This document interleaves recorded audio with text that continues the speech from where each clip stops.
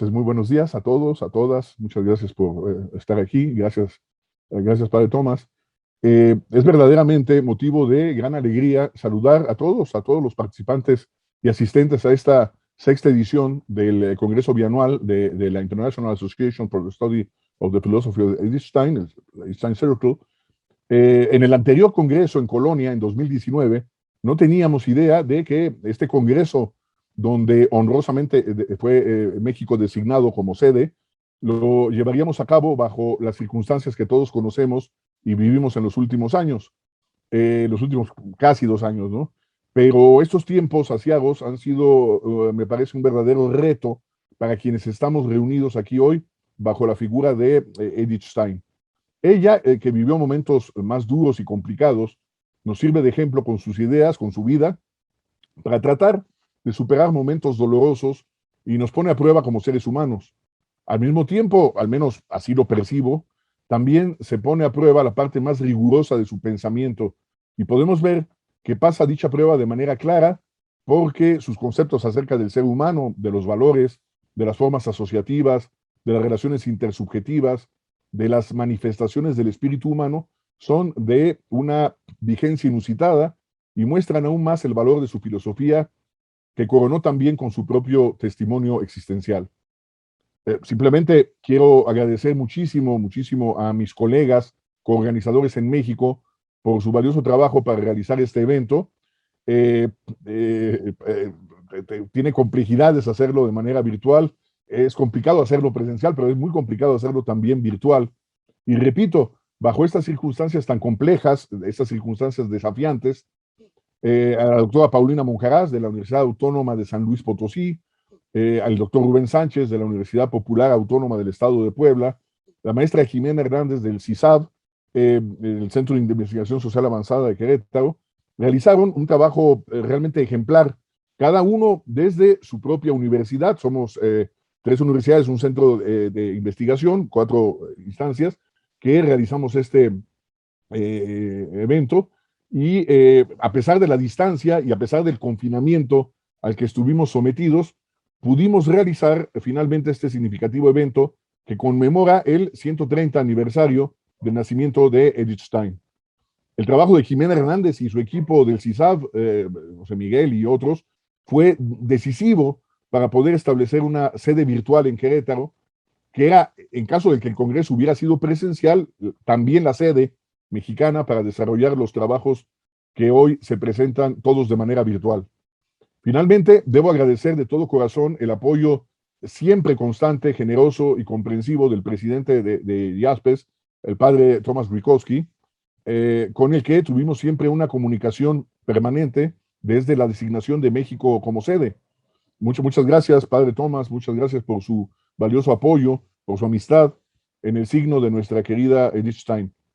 Y desde luego agradecemos muchísimo la participación de los ponentes, de los miembros de IASPES, quienes presentaron sus abstracts para participar, por su confianza y por el esfuerzo de estar aquí a pesar de las diferencias horarias y de las diferencias lingüísticas que solamente son accidentales y que podemos superar de muchas maneras.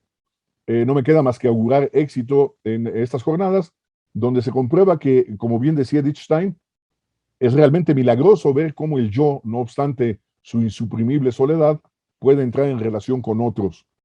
Y hoy, debido a la pandemia, nos damos cuenta de la verdad de esta idea, como otras de Edith Stein. Welcome in English, briefly. It's truly a source of great joy to greet all the participants and attendees of this sixth edition of the Biannual Congress of the IASPES. At the previous Congress in Cologne in 2019, we had no idea that this Congress, where Mexico was honorably designated as the siege, we will carry out under the circumstances that we all know and live in the last almost 2 years. But these dark times have been a real challenge for those of us who are gathered here today under the figure of Edith Stein. She, who lived through the toughest and most complicated moments, serves as an example with her ideas and with her life to try to overcome painful moments and put puts us to the test as human beings. At the same time, at least that is how I perceived it, the most rigorous part of his thinking is also put to the test, and we can see that she passes this test in a clear way, because her concepts about the human being, of values, of associative forms, of intersubjective relationships, of the manifestation of the human spirit, constitute an unusual validity and show even more the value of her philosophy, which she also crowned with her own existential testimony. I just want to thank my fellow co-organizer in Mexico very much for their valuable work in hosting this event. And I repeat, under these very complex and challenging circumstances, to Paulina Monjaraz, Universidad de San Luis Potosí, Rubén Sánchez de la Universidad Autónoma de Puebla, Maestra Jimena Hernández del CISAB, did exemplary work, each one from their universities, that despite the distance and confinement to which we were subjected, we were finally able to carry out this significant event that commemorates the 130th anniversary of the birth of Edith Stein. The work of Jimena Hernandez and her CISAB team is decisive in establishing this virtual headquarters in Querétaro, which was, if the Congress had been in person, also the Mexican headquarters to develop the works that are all presented today in virtual way. Finally, I must wholeheartedly thank the always constant, generous, and understanding support of the president of JASPES, Thomas Grikowski, with whom we have always had permanent communication since the designation of Mexico as the headquarters. Thank you very much, Father Thomas, for your valuable support and friendship in the sign of our dear Edith Stein. And of course, we greatly appreciate the participation of the speakers, of the members of JASPES who submitted their abstract to participate, for their trust and for the effort to be here, despite the time difference and the linguistic difference that are only accidental and that we can overcome in many ways. All that remains for me is to predict success in these days, where it is verified that, as Edith Stein said, it is really miraculous to see how the self, despite its insuppressible loneliness, can enter into a relationship with others. Today, due also to the pandemic, we realize the truth of this idea. Thank you very much. Thank you, Eduardo. It is indeed a strange time that we are still living in. We all hoped that we would be able to be all in person, but this circumstance has enabled a spreading of Stein's ideas to more people than our previous conferences. I believe you told me that over 400 people have registered to be at the conference. We see that some people are joining us on Zoom, and then other people are joining us to watch on Facebook Live. And so we hope that Stein's thought can reach even further than before. The fact that we are having this conference for the first time in Mexico, and that we are bringing more researchers from the Latin world, that this is a great sign of the expansion of Stein's thought.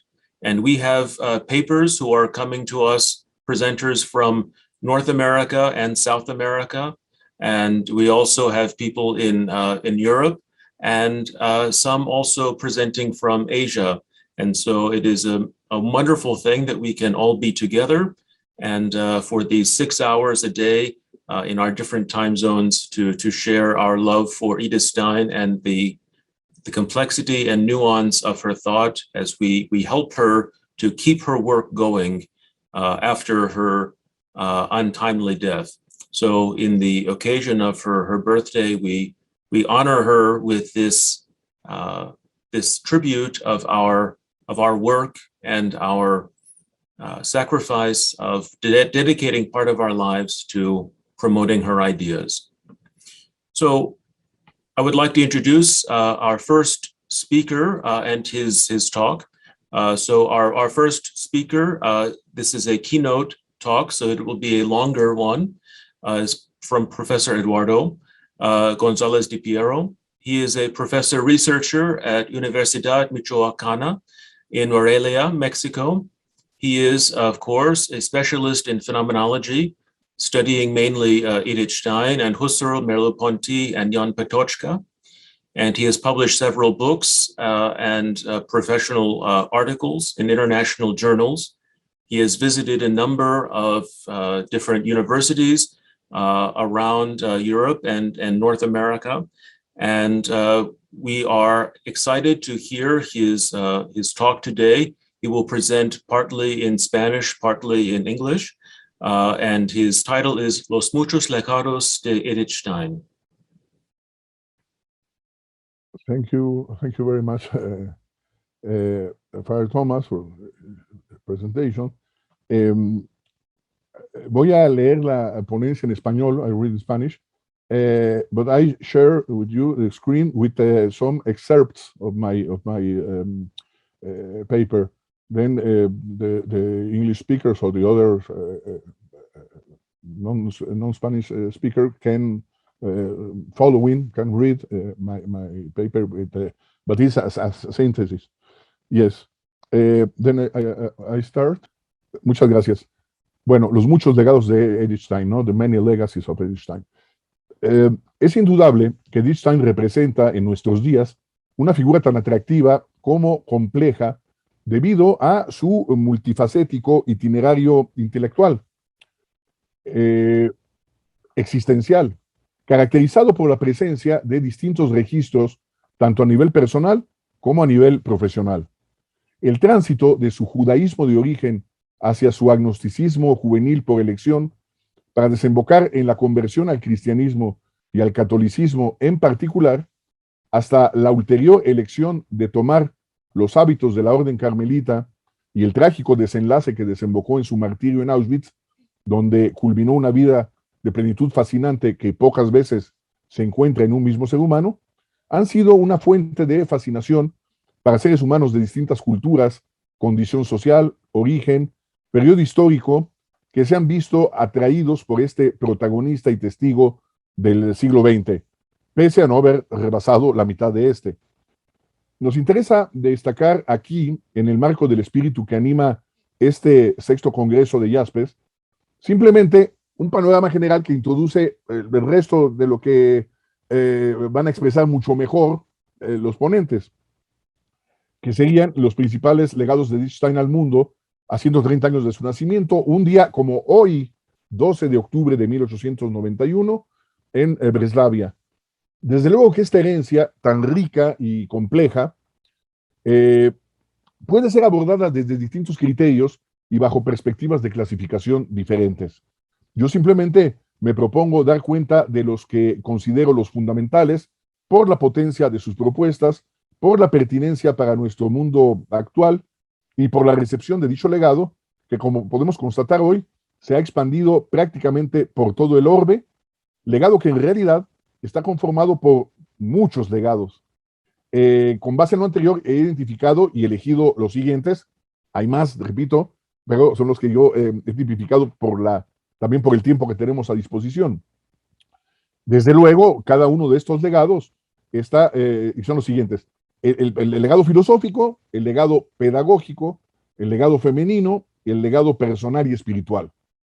Desde luego, cada uno de estos legados está constituido por una serie de registros en su interior que no son siempre distinguibles claramente y que podrán formar parte de otros que los que estamos mostrando aquí. Por ejemplo, se podría pensar con justa razón que lo que aquí llamo yo legado pedagógico es una parte del legado filosófico, o que incluso se podría incluir un legado teológico, aunque también de alguna manera está subsumido en el primero.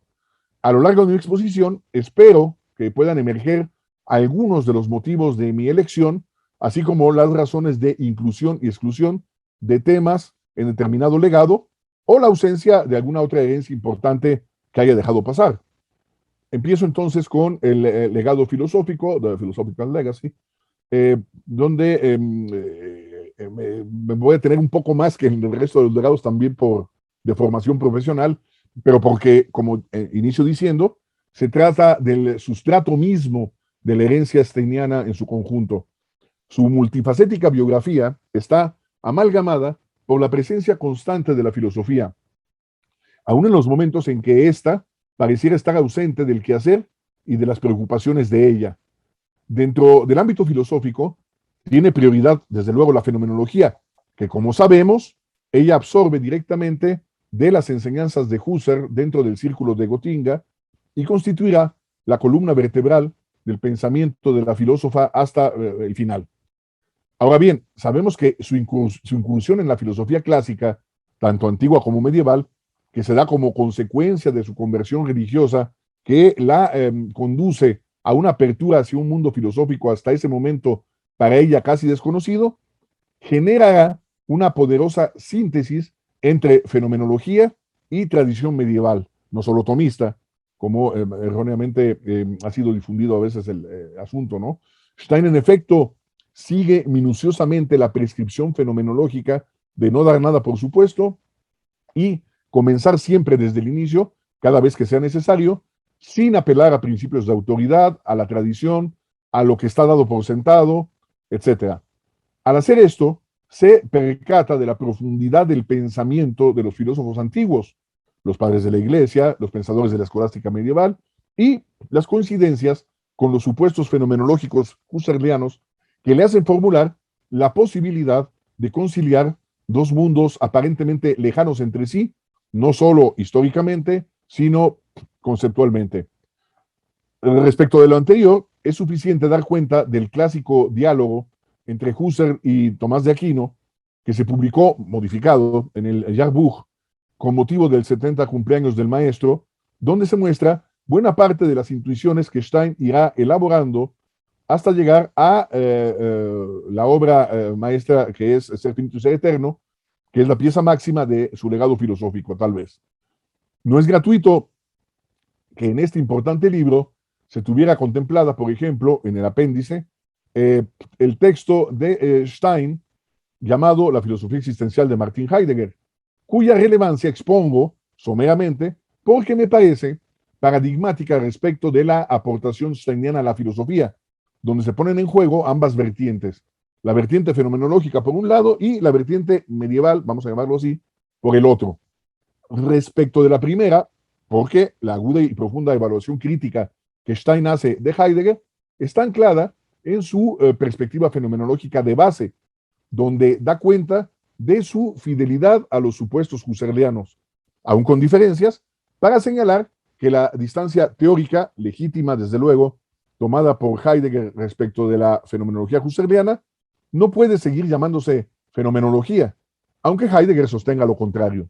Es decir, como quiera que sea, desde el punto de vista teórico, conceptual y filosófico, Edith Stein ve la necesidad de aclarar algunos puntos respecto de la filosofía heideggeriana, debido en primer lugar a una concepción de origen distinta de la cuestión ontológica, pero también para hacer justicia a Husserl, de quien Heidegger, hay que decirlo, se aprovechó para ir progresivamente distanciándose de la fenomenología. Edith Stein intercambia un profuso epistolario con su amiga y madrina de bautizo después, ¿no? Hedwig Conrad Martius, y en una de ellas, fechada el 20 de agosto del 36, de 1936, Stein le menciona la lectura de las obras heideggerianas y su intención de insertar un comentario acerca de tal lectura como apéndice de Ser finito y ser eterno.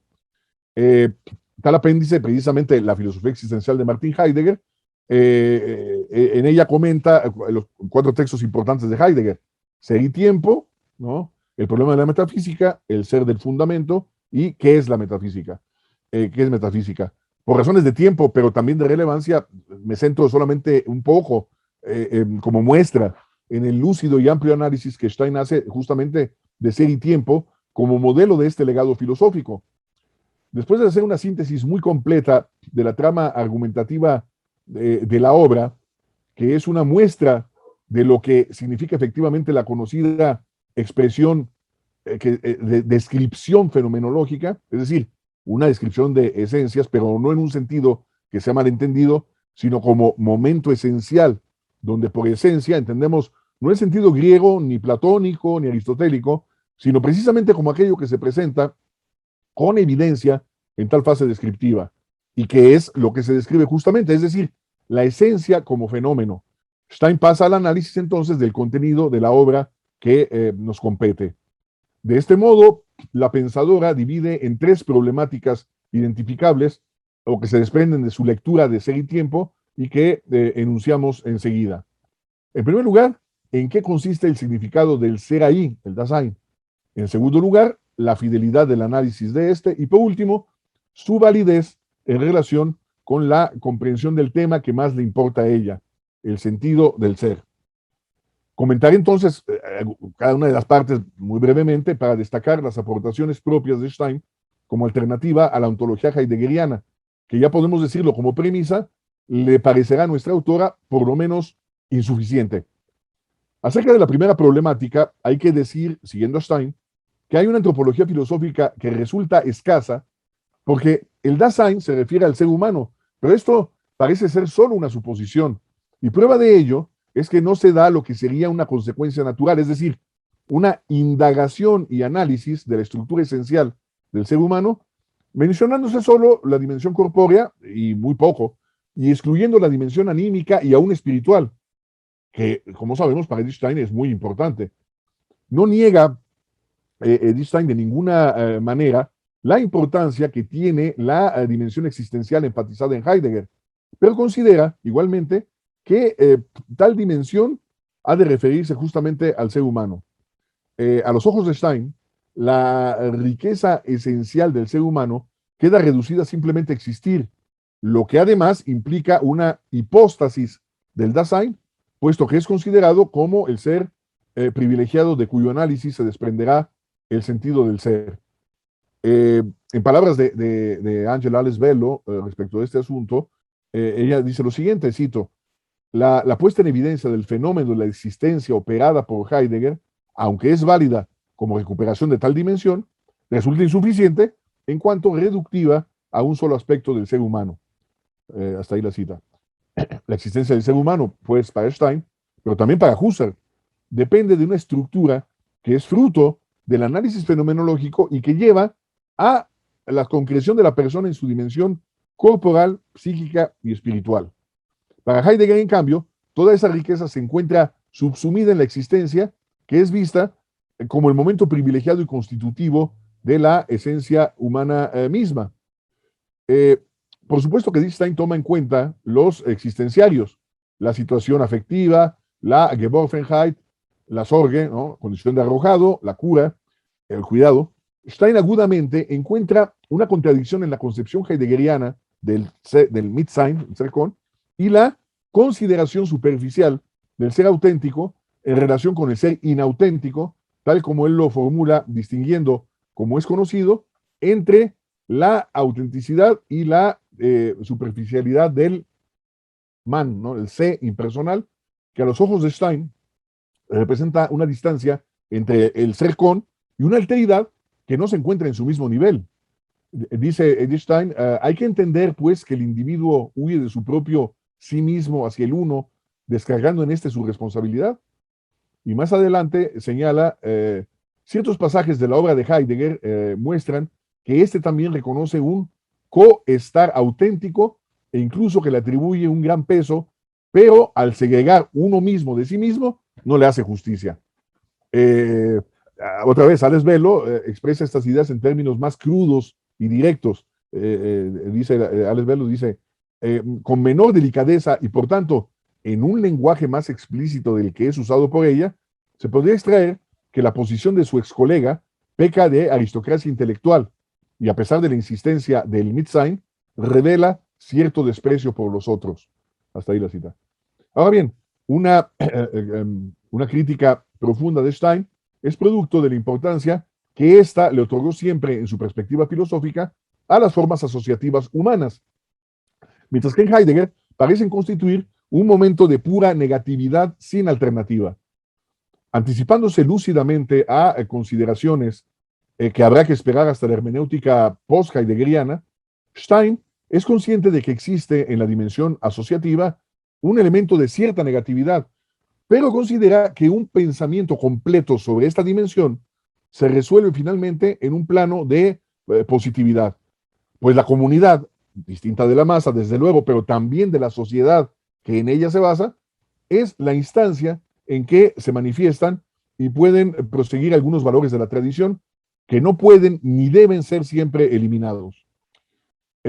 Uno de los puntos centrales sobre los que Stein no cesa de poner énfasis, también en los otros escritos sobre el tema, es acerca de la condición de arrojado, que la Geworfenheit, ¿no? La traducción en castellano es imprecisa y condición de arrojado ha sido un poco, Gauss traduce de eyecto, ¿no? El estado de eyecto y la condición de arrojado en Rivera, que caracteriza al Dasein heideggeriano, anticipándose a críticas que hoy nos parecen más o menos comunes y que intentan ser refutadas por algunos de los estudiosos de Heidegger, pero que surge hasta donde sabemos, por vez primera y con esos alcances, en estas consideraciones de Stein.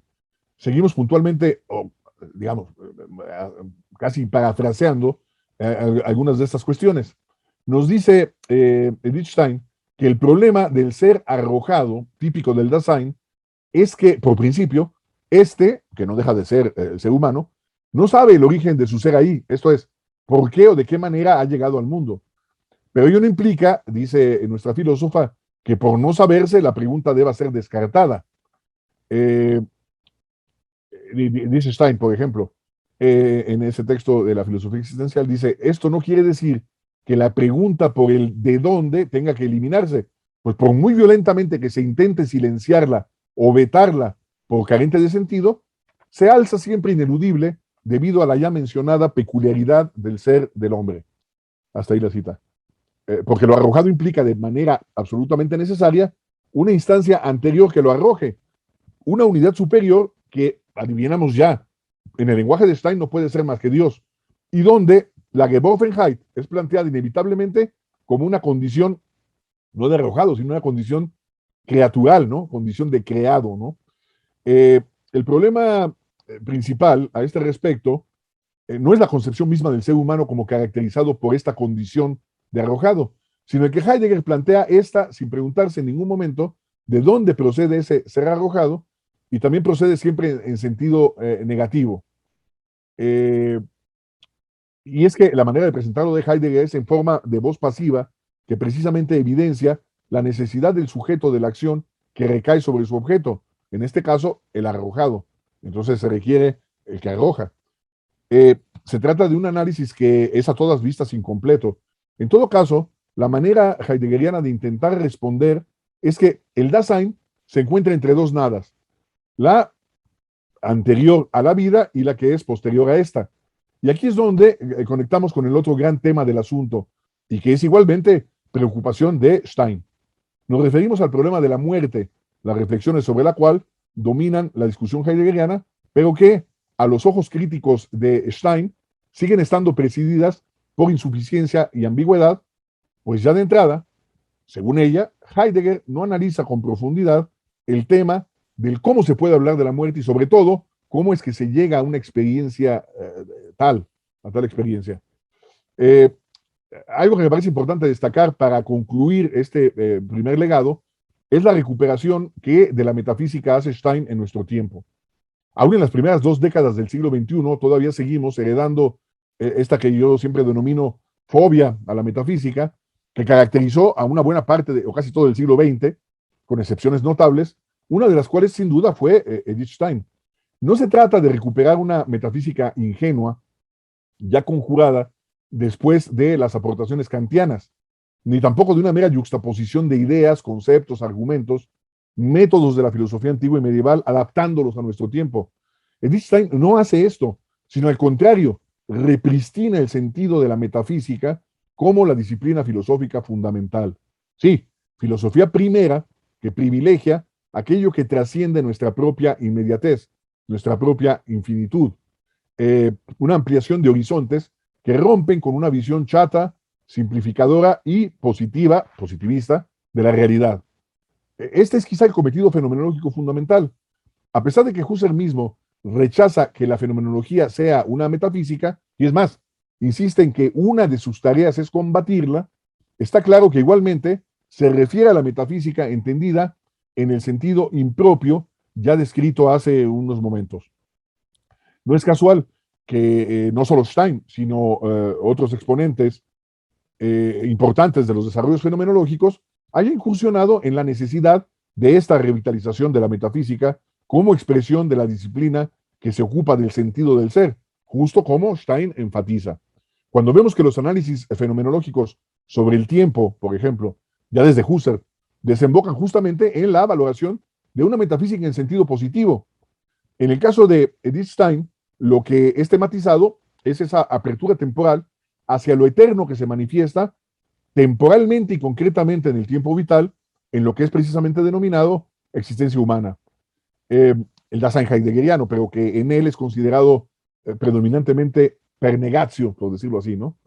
La fenomenología que nunca abandona a nuestra autora, ni al final de su recorrido, le permite justamente invertir, por así decir, la posición de Heidegger al respecto, sin duda importante y aportativa en el sentido de ella, porque logra, gracias a la aplicación de la epopeya husserliana, una auténtica descripción fenomenológica exenta de prejuicios ideológicos, naturalistas, psicologistas y cientificistas de la existencia humana.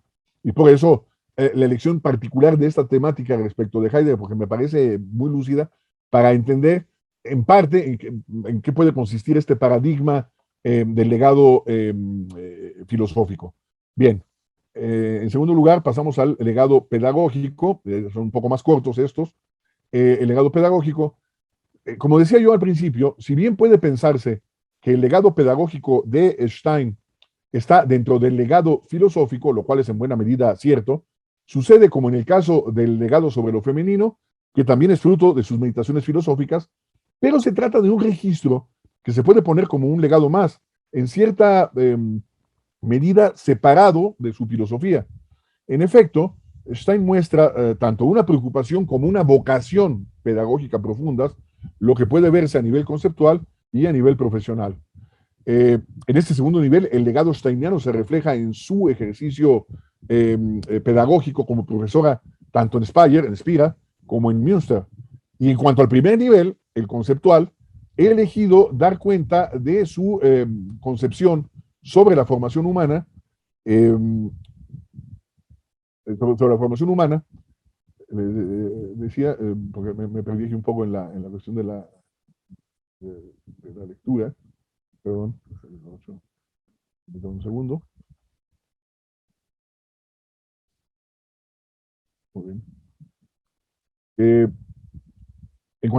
Decía, en cuanto a este primer nivel, que es el nivel conceptual, una disculpa, he elegido dar cuenta de su concepción sobre la formación humana, es decir, la idea de Bildung, que constituye el marco filosófico general de su perspectiva pedagógica y que incluye una dimensión profundamente ética. Parte de esta intuición la había yo presentado de manera embrionaria también en el congreso que tuvimos de Jaspers en Portland, si mal no recuerdo, y hablaba yo un poco acerca de esto.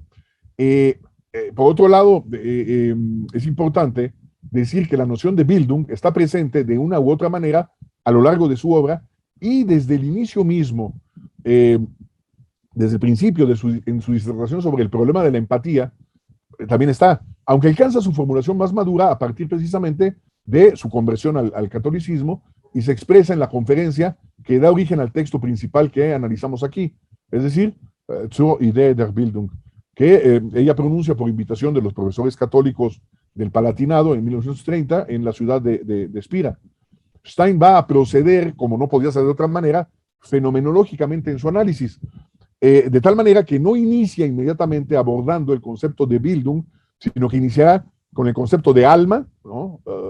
Seele, ¿no? Como elemento central, donde se gesta precisamente la configuración del ser humano bajo la forma de autoformación, Selbstbildung.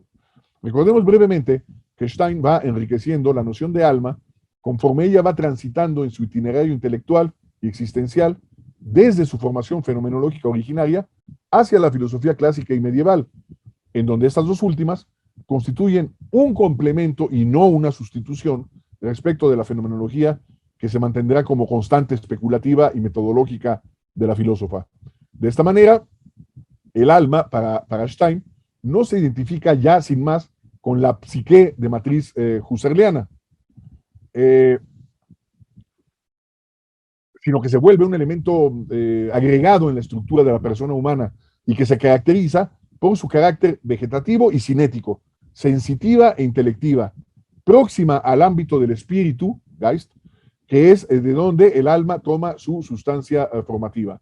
El resultado inmediato de esta perspectiva es que en Edith Stein, a diferencia de otros filósofos que se ocuparon de la Bildung, aún con una formación fenomenológica similar como Max Scheler o Martin Heidegger, toda formación se constituye a partir de procesos de autoformación y no únicamente de conformación.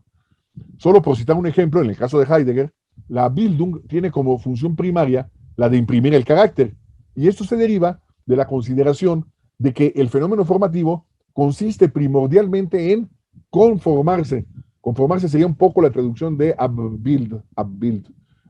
Conformarse a un paradigma o modelo previo, que sería Urbild, y esto no es así para Stein. Intentaré realizar una presentación sintética a continuación sobre esta idea steiniana de Bildung, principalmente sobre la base del texto referido, aunque también a partir de otros momentos de su obra, porque igual que pasó en el núcleo anterior, en el caso del legado pedagógico, me parece que puede ser una vía, una pista para entender pues esta riqueza pedagógica que a ella le interesó muchísimo, ¿no? Gracias a la poderosa síntesis que ella lleva a cabo otra vez entre fenomenología y filosofía clásica medieval, es posible que ella defina esta idea de Bildung sobre la base de consideraciones que, además de la tradición germánica, tienen que ver con Aristóteles, Santo Tomás de Aquino y otros, para luego someterlas al método propio de la fenomenología husserliana. De este modo, Stein inicia preguntándose por la materia en cuestión, es decir, por cuál materia de la Bildung es, y se responde que precisamente es todo aquello que aún no está formado y por esta razón es susceptible de ser formado. Cuando habla de lo que aún no está formado, se refiere, desde luego, en sentido restringido, a lo que, teniendo forma desde el punto de vista aristotélico-tomista, porque es creación de Dios, que por tanto da forma a la materia prima y de cualquier manera no está absolutamente completo. Y de hecho se caracteriza por, como dice ella, por su predisposición a recibir nuevas formas. Como es característico de Stein, y en ello siguiendo el método que ella absorbe desde Husserl, sobre todo a través del segundo volumen de ideas, el itinerario delineado para su análisis parte desde la constitución de la materia inanimada y el mundo objetivo, pasa por las plantas y el reino vegetal, transita hacia el animal y a partir de esto se dirige hacia el ser humano, enfatizando lo que dentro de su estructura ocurre con el alma, es decir, la ZL. Así, el núcleo de la problemática mostrada es desarrollado por Stein en su texto sobre la idea de Bildung, a la que nos hemos referido principalmente, a partir de la consideración sobre el actuar humano como resultado de la guía de una iniciativa libre. Cuando hablamos de autoformación, significa que los actos que lleva a cabo la persona a través de la esfera espiritual son actos libres, razón por la cual se dice que la persona es libre. Aunque no de manera absoluta, la persona, en tanto libre, está entregada a sí misma. Lo corpóreo y lo anímico dependen de la instancia volitiva que elige aquello que le conviene, que le beneficia y hace crecer como persona, pero también, y esto es importante, que elige eventualmente aquello que lo disminuye, que le hace daño. Vemos cómo esto cobra una dimensión ética antes que pedagógica o puramente educativa. Es por ello que a estas alturas Stein enfatiza la importancia que tiene la idea de autoadiestramiento, digamos, sería un poco la idea de self-training, ¿no? En inglés. Ella dice, por ejemplo, hemos definido el adiestramiento, que la palabra alemana sería Schulung, ¿no? Como la formación de las fuerzas obtenida a través de su puesta en acción. En la medida en que tal accionar depende de la libre iniciativa de la persona, el sujeto libre puede adiestrarse por sí mismo. Hasta ahí la cita. Ahora bien, para Edith Stein, el error frecuente que se comete en el uso común del término Bildung es considerar que tal término refleja simplemente la posesión de algo exterior, de la consideración común de que alguien educado o formado es alguien que ha logrado adquirir ciertos conocimientos o elementos externos. Desde luego que esto está presente en el proceso educativo, pero no se agota ahí. Para que la formación sea completa, se requiere que esta adquisición externa se vea acompañada precisamente de la libre acción del sujeto que se está formando. Pero además, en todo caso, el ser humano depende de la acción de otros, que son quienes le suministran esos materiales exteriores, los Bildner, ¿no? Educadores. Educadores en sentido amplio, formadores, no solamente maestros, ¿no? Esta labor, como se ha dicho, de responsabilidad infinita, es el punto de partida para que se llegue a una dimensión ética de gran relevancia que constituye una riqueza dentro de este legado pedagógico, ya de por sí uno de los que muestra mayormente la herencia steiniana para nuestro tiempo. A continuación, rápidamente, el legado femenino. De acuerdo con las justificaciones sobre los criterios que adopté, presentadas al inicio de la comunicación, el que hemos llamado legado femenino reviste tal vez una mayor complejidad en cuanto a la caracterización del mismo como un legado diferente del resto. Lo primero que quiero señalar es que por femenino entiendo aquí todo aquello relacionado con las mujeres, tratando de traducir lo mejor posible lo que de una manera pionera la profesora Ángela Lesbello, que no se encuentra en estos momentos aquí en la conferencia porque me señaló que tenía un compromiso que absolver precisamente a nivel de los cargos que ella tiene, pero he tratado de traducir lo mejor posible lo que ella y digamos, varias de sus seguidoras, ¿no? Ana María Petzela, ¿no? Y muchas más, han trabajado en varios momentos en sus consideraciones sobre Stein. Me refiero al término en italiano femminile, que da cuenta mucho mejor, desde luego, que feminista, aunque de alguna manera estamos frente a un feminismo tan original como profundo, precursor de las formas de feminismo que se dan durante el siglo XX, muchas de las cuales, como sabemos, se volvieron en ideología. Como sea, es un tema en el que Stein es una verdadera pionera y, al igual que en el caso del legado pedagógico, testimonió desde la doble vertiente, la teórica y la práctica. Respecto de la teórica, podemos ver justamente cómo podría pensarse incluida dentro del rico legado filosófico. Y es así. Sin embargo, Stein elabora una filosofía que reflexiona desde su condición femenina sobre la condición femenina en sentido amplio. Es decir, la preocupación de Stein se da al interior de la importante dimensión que constituye su antropología filosófica, disciplina de la que es fundadora en sentido contemporáneo. Ahora bien, concomitantemente, no puede desligar su concepción acerca de las mujeres de esa centralidad pedagógica que hemos esbozado, lo cual a su vez se engarza también con la vertiente práctica. Esto se puede constatar de manera muy significativa, muy interesante, precisamente durante los años en que fue profesora en el Instituto de Santa Magdalena con las Dominicas de Espira, porque el contacto que tiene con grupos de jóvenes mujeres estudiantes la llevan a preguntarse acerca de la condición que tienen ellas mismas, el porvenir que les depara en un mundo masculino que impedía el desarrollo equitativo de las mujeres en los distintos ámbitos, como ella misma tuvo ocasión de sufrir por los reiterados rechazos a sus solicitudes de obtener la habilitación para la enseñanza universitaria. Este contacto humano la lleva a reflexionar sobre lo femenino con las herramientas filosóficas de las que dispone, principalmente la fenomenología, y que llegará a maduración en una serie de conferencias pronunciadas en los años 30 y que confluirán en la publicación del texto que en español conocemos como La mujer, su tarea según su naturaleza y gracia. En este escrito encontramos expresada lo que precisamente, entre otras, la propia Lesbello ha denominado antropología dual, es decir, una reflexión por parte de Edith Stein acerca del ser humano que se concreta en la persona, tal como ella lo interpreta a partir de su lectura cuidadosa de los escritos husserlianos, que se convertirán en el volumen 2 de sus ideas. La tesis general de Stein es simple, pero profunda. Mujeres y varones poseen la misma estructura personal, desde luego, son cuerpo, psique y espíritu, de acuerdo con la constitución última a la que Husserl, pero también varios discípulos, incluso Max Scheler, llegan. Stein sostendrá que esta estructura se despliega en dos manifestaciones distintas, digamos así, expresivas de la persona, la manifestación femenina y la manifestación masculina.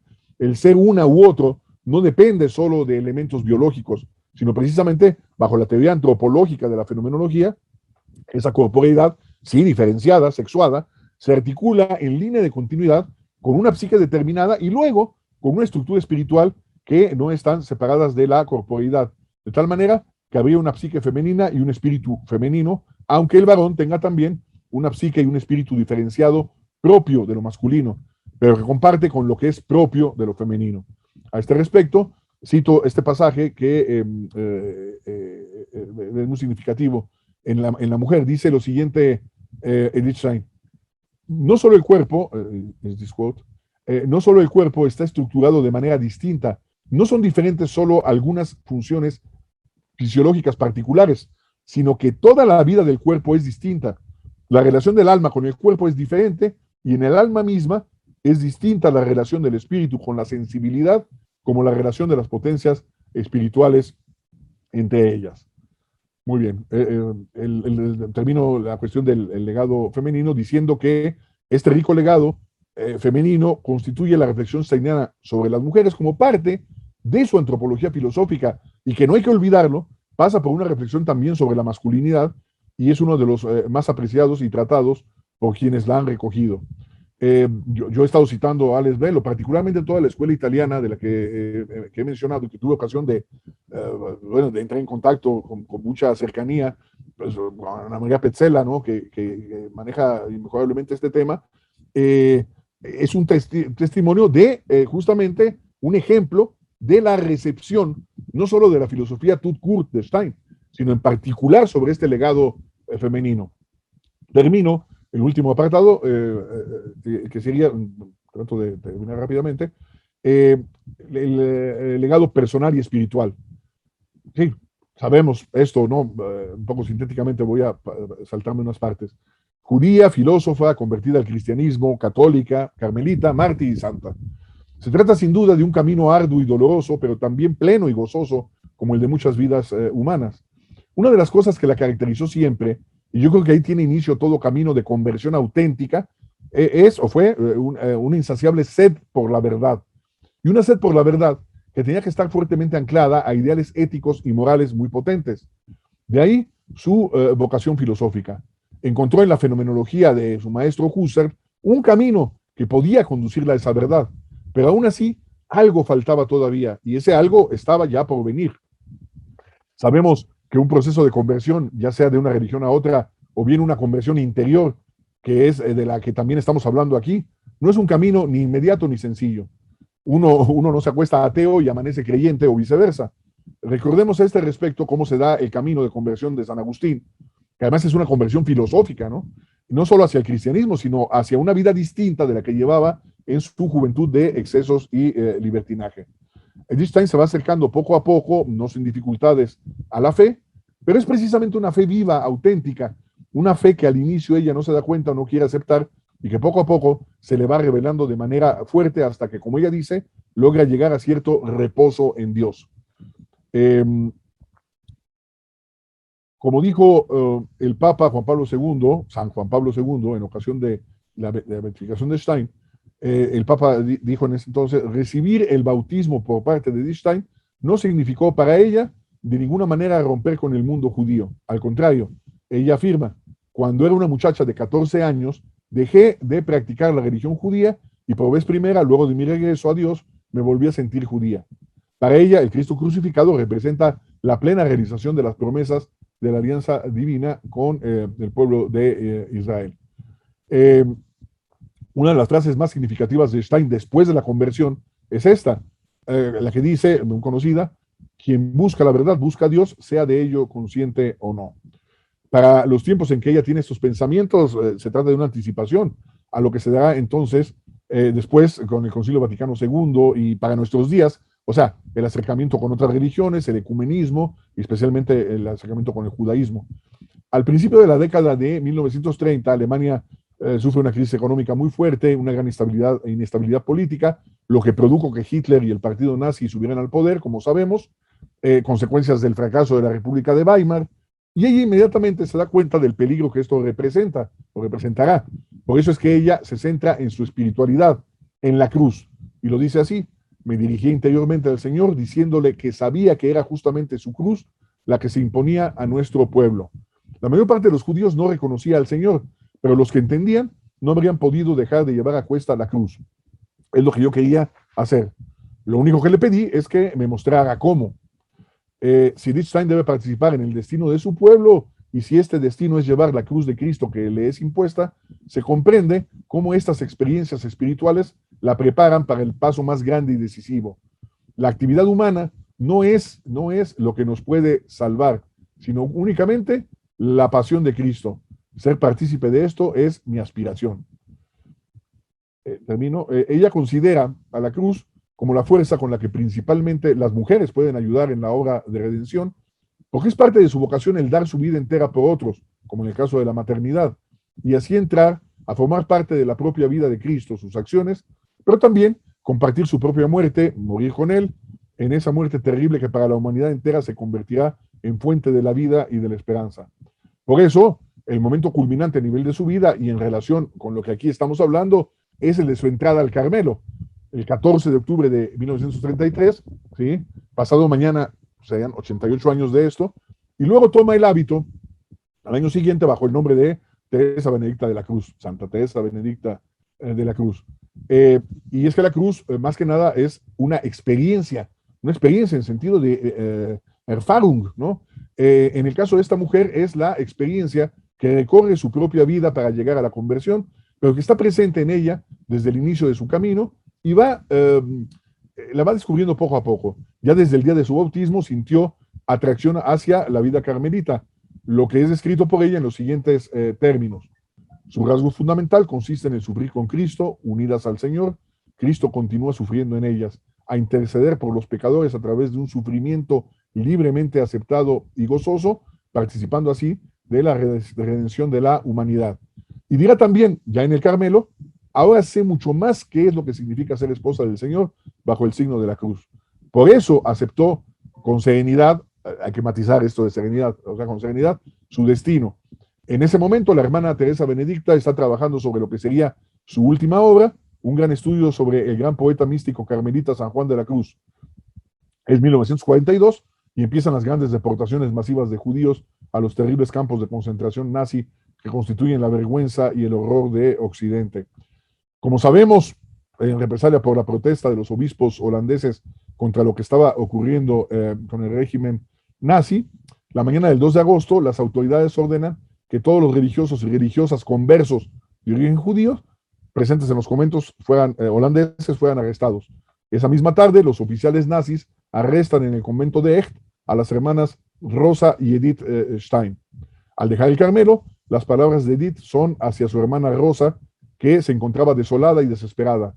La toma de la mano y le dice con tranquilidad: ven, vayamos por nuestro pueblo. En otra referencia clara y muy conocida a ese judaísmo que no la dejaría nunca. De hecho, Edith Stein será arrestada no solo por ser judía, sino también por ser católica, por esa represalia en contra de la iglesia holandesa en las protestas que señalamos.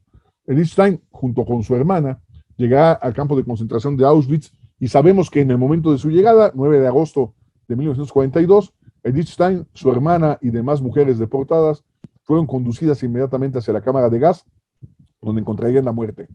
La última carta que envió a sus hermanas del convento carmelita de Echt decía: podemos adquirir una ciencia de la cruz solo si empezamos a sufrir, podemos adquirir una ciencia de la cruz solo si empezamos a sufrir verdaderamente el peso de la cruz. He tenido la íntima convicción de esto desde el primer instante y desde lo más profundo de mi corazón dije: salve, oh cruz, única esperanza.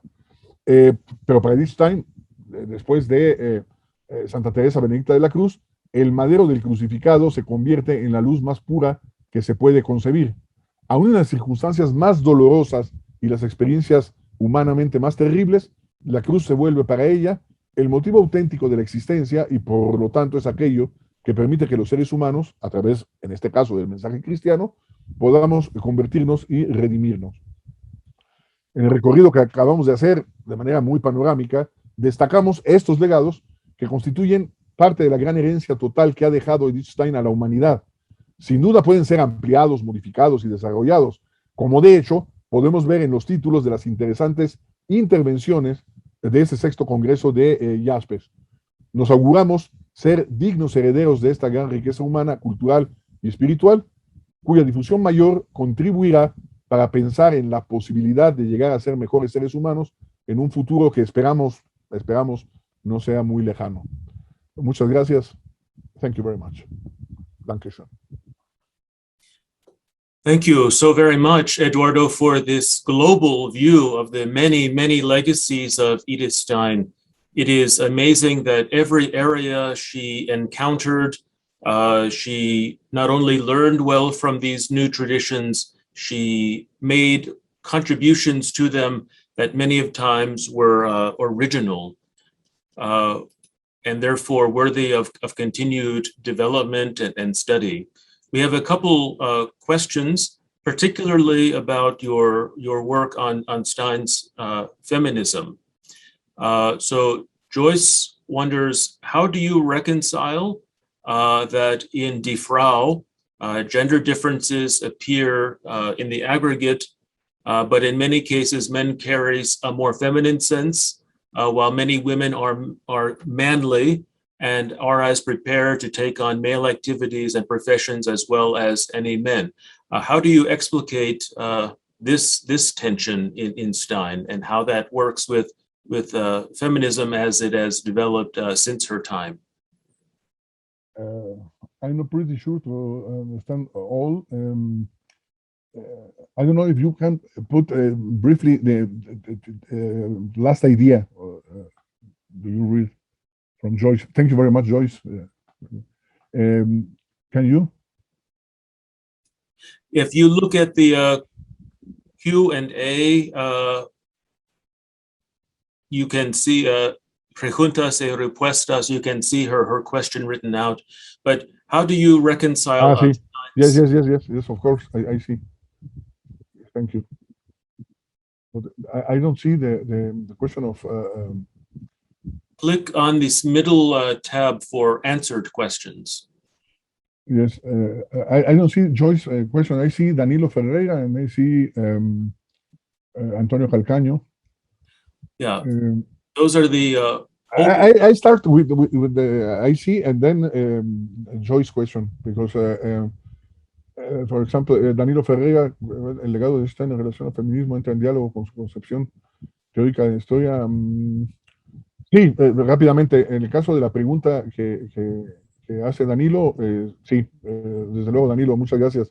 Obrigado, Danilo, por estar aquí. El legado de Stein entra en una relación teórica con la historia, con la empatía. Claro, habría que hacer toda una serie de tipificaciones que no podemos hacer, pero la respuesta es afirmativa. No tenemos mucho tiempo, pero efectivamente, totalmente sí. La cuestión empática le permite, digamos, el acceso universal a la cuestión, pero la cuestión histórica le permite articular su propio hacer, ¿no? Por ejemplo, el voto, ¿no? El sufragio femenino por el cual ella lucha, pues está presente precisamente en esta cuestión de un feminismo auténtico en ese sentido, ¿no? Que se expresa en quehaceres concretos, ¿no? Ella como voluntaria de la Cruz Roja, ¿no? Etcétera, ¿no? Luego viene, ok, muchas gracias. Luego viene la pregunta de Antonio Calcaño. Can I read? Thank you for your intervention. Relación Stein-Heidegger. This will be the last comment we have time for, Eduardo. Thank you. Yes. So, yes, you make your comment for. Yes. Okay. Muchas bien. Perfetto. Bueno, thank you very much. Grazie Antonio, dopo ti rispondo con calma, facciamo un dialogo insieme, no? Non c'è nessun problema. Ti ringrazio tantissimo per la domanda e vediamo questo, ¿no? Y también muchas gracias María, gracias por la cuestión de la opinión que tengan ahí. Y ya no alcancé a ver lo que había señalado Joyce, ahí está, sí. Yes, the answer of Marièle Wulf is right, no? It's not things in terms of essence. What you describe is the character, which is different from the essence. Yes, that's yes, I agree. It's different, the character from the essence. Whether one has tomorrow, animal is different from the biological sex. Gender is often a social construction.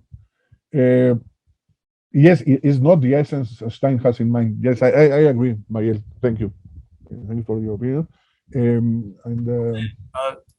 I think that we can maybe continue some of Yes. the discussion in the chat window or the Q&A window. No problem. Thank you so much again, Eduardo, for No, thank you. Thank you for your question. It sets us off on a perfect trajectory for the rest of the conference. Yes, this is the aim. This is the aim. Yes, the spirit of the introduction. Yes, some panoramic view that is present today. Thank you. Thank you. We turn now to our next presentation by Professor Marièle Wulf. She teaches in Tilburg. She is also a theologian and professor of moral theology and a pastoral counselor. She is giving her paper today on the spirit of atonement as Stein's heritage. Thank you, Marièle, and people can write their questions during the talk in the Q&A, and at the end, we can hope to have about 10 minutes for that discussion. Thank you. Thank you very much. I hope you can hear me. I hope that the quality will be fine, though I try to give a PowerPoint. If the listening quality for you and my speaking quality is bad, just raise your hand. I try another kind of presentation then. So today is the birthday of Edith Stein, and I think one of her heritage is that she is born on Yom Kippur, and she shows us the spirit of atonement, which is the spirit of the day of Yom Kippur. Let's see whether, yes, it continues. Atonement is a forgotten attitude, is the fundament of reconciliation between human beings and between God and man. As such, it paves the way for a deeper relationship beyond the break which destroyed it. Atonement accrues from contrition and regret for what oneself did to, or of what others caused to the victim, who is the receiver of atonement. Substitutional atonement is an act of mediation calling for a sacrifice. I will first provide a phenomenological definition. A sacrifice is born from freedom. A human being decides by the exercise of free will to give something he or she would have liked to keep. It has to be something of a certain value, and to give it away or to relinquish it will cause hardship to the one who gives it. Yet he or she gives it away in order to obtain or observe something of greater value. By the sacrifice, the hope grows to obtain the greater value. This short definition comprises 5 essential elements of sacrifice. Sacrifice is an exercise of free will. In a sacrifice, something precious is given or has to be relinquished, which demands an effort and causes hardship. The one who sacrifices gives a smaller value in order to receive a greater one. By means of the sacrifice, the hope grows that the value will be obtained, but it cannot be warranted. Due to this hope, sacrifice is executed as a virtue. In the context of religion, it is often overlooked that God personally offers sacrifice. God is both the sacrificer and the sacrifice, a sacrifice in which Jesus Christ himself became the victim as a result of his own free decision. That is the unique quality of sacrifice in Christianity. God is present on both sides of the sacrifice. God is the redemptive sacrifice and the one who accepts the sacrifice. Here too, for mediation, I want to provide a phenomenological definition. In our context, a mediator does not arbitrate between two parties, but is a bearer of news, an ambassador of one party towards the other. The giver engaged the mediator to make the news accessible and acceptable for the receiver. In this constellation, the mediator knows already what the receiver does not yet know. He has already accepted what will be offered to the receiver. Mediation is a performing act, as an act which changes the receiver's life, comprises the mediator's even lives already what is not yet reality in the receiver's life. In the religious context, this means in the mediator's life, in his speech and act, God's salvation breaks through, while the people still lives in the situation of harm. Mediatorship refers to the divine promise already provided, which the mediator received before the people. The redeemed future is his presence already. He received the mandate the whole people will take over later. The mediator represents the people when he dedicates himself to God in a way the people has not yet taken. The mediator and the people are called by God. Promise, mandate, and representation of the mediator are opposed to the ignorance and sometimes misconduct of the people, which refuses taking over responsibility. Thus, mediation has some traits of atonement. They occur also in their aim. As atonement, mediation opens the way to God. It even opens the way for God to reach the not yet redeemed and reconciled people. When Edith Stein chose the name Theresia Benedicta a Croce, she knew that her life bared and would bear the sign of the cross. But as she already knew that it was not only the sign of suffering, but also the sign of redemption, she was convinced to be blessed by the cross. No one who lives can escape sacrifice. Sacrifice is an everyday reality. In Jesus Christ, however, we encounter the highest form of sacrifice, to sacrifice oneself in freedom and to accept the sacrifice even before it happens, which may be seen as the ultimate act of human freedom. Edith Stein followed Christ along this way. She mirrored her own face and that of Queen Esther, who was prevailed upon by her people to sacrifice herself. She approached the king of Persia as representative of her people to plead for its freedom. Just as Esther expected to be killed by entering the presence of the king without being commanded, so did Edith Stein expect her own death. Esther was allowed to live. Edith Stein was not. The free decision to act, even when there's no choice, is the highest form of freedom and sacrifice. In the face of death, it is the highest and the most perfect sacrifice someone can make.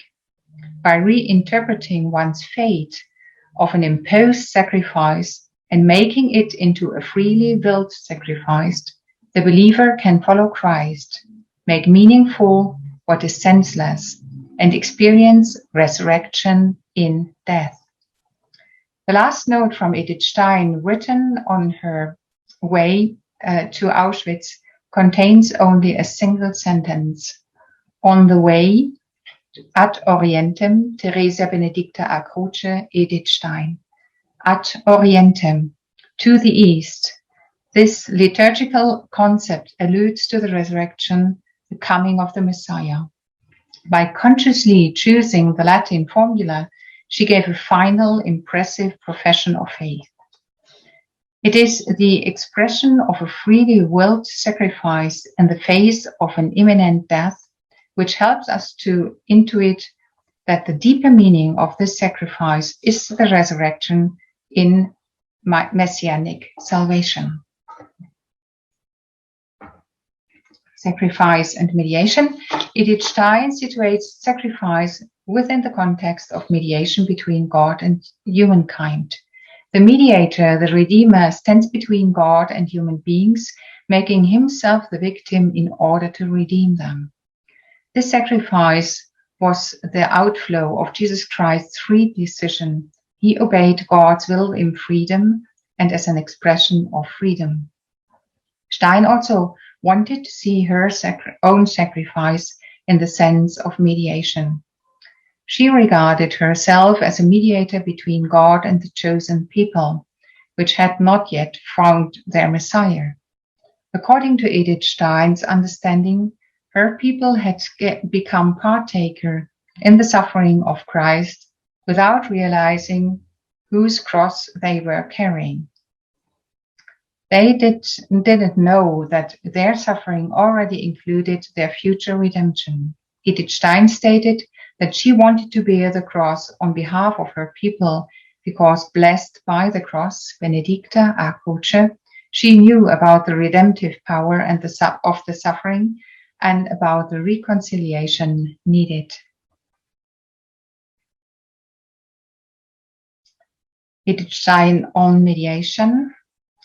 In the text Freedom and Grace, which Edith Stein wrote in 1920, she provides a short phenomenological analysis of mediatorship. The mediator, the Redeemer, stands between God and humankind.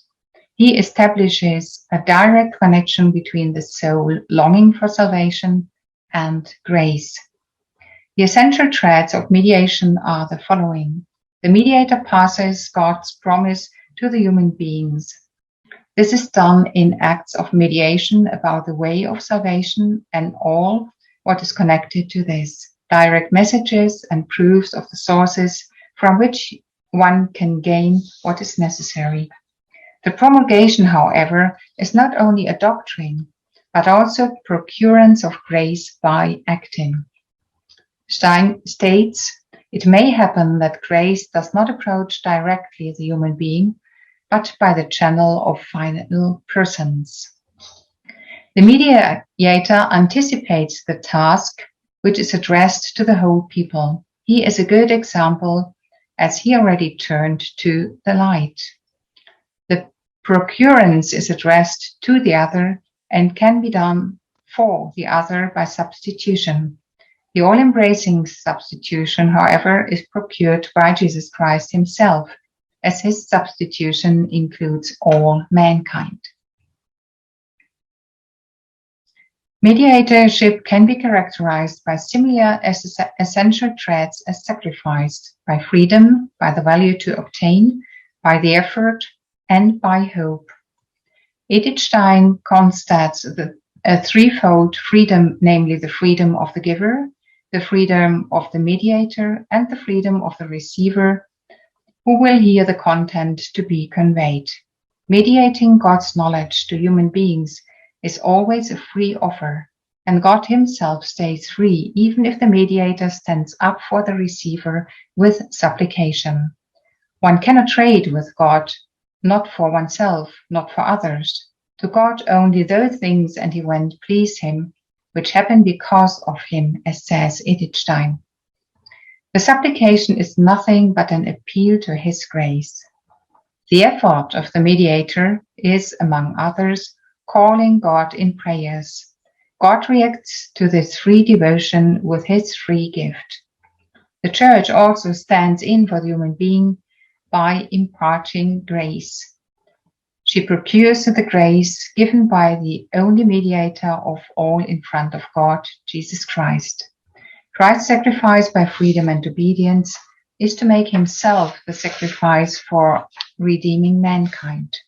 Christ's sacrifice, immolating his life, is the already of redemption, the now of the kingdom of God, which comprises the not yet of the human being. This is the eschatological fulfillment. This is how one human being can procure an effort for another. In the context of guilt, we call this atonement. This is necessary if the other does not yet stand in for himself. Human beings can stand in for each other if one procures the act which originally the other, for example the guilty person, should have procured. If someone vicariously takes over the punishment of another person, this mediating person can offer his or her own merits as compensation. Here one value, the value of one's own, representing effort, can be put into the scale pan in order to attain a higher value, namely reconciliation with God. However, Pointing at one's own merit can only be hypothetical, as Edith Stein points out. Here, something similar happens as in the case of sacrifice. You immolate something without knowing whether the aim you sacrifice it for will ever be attained. In the same way, the mediator stands in for the mediation with his own merits, without knowing whether the mediation will ever succeed. Nevertheless, the mediation representative feeds the hope that salvation will be attained. This makes his deed meaningful.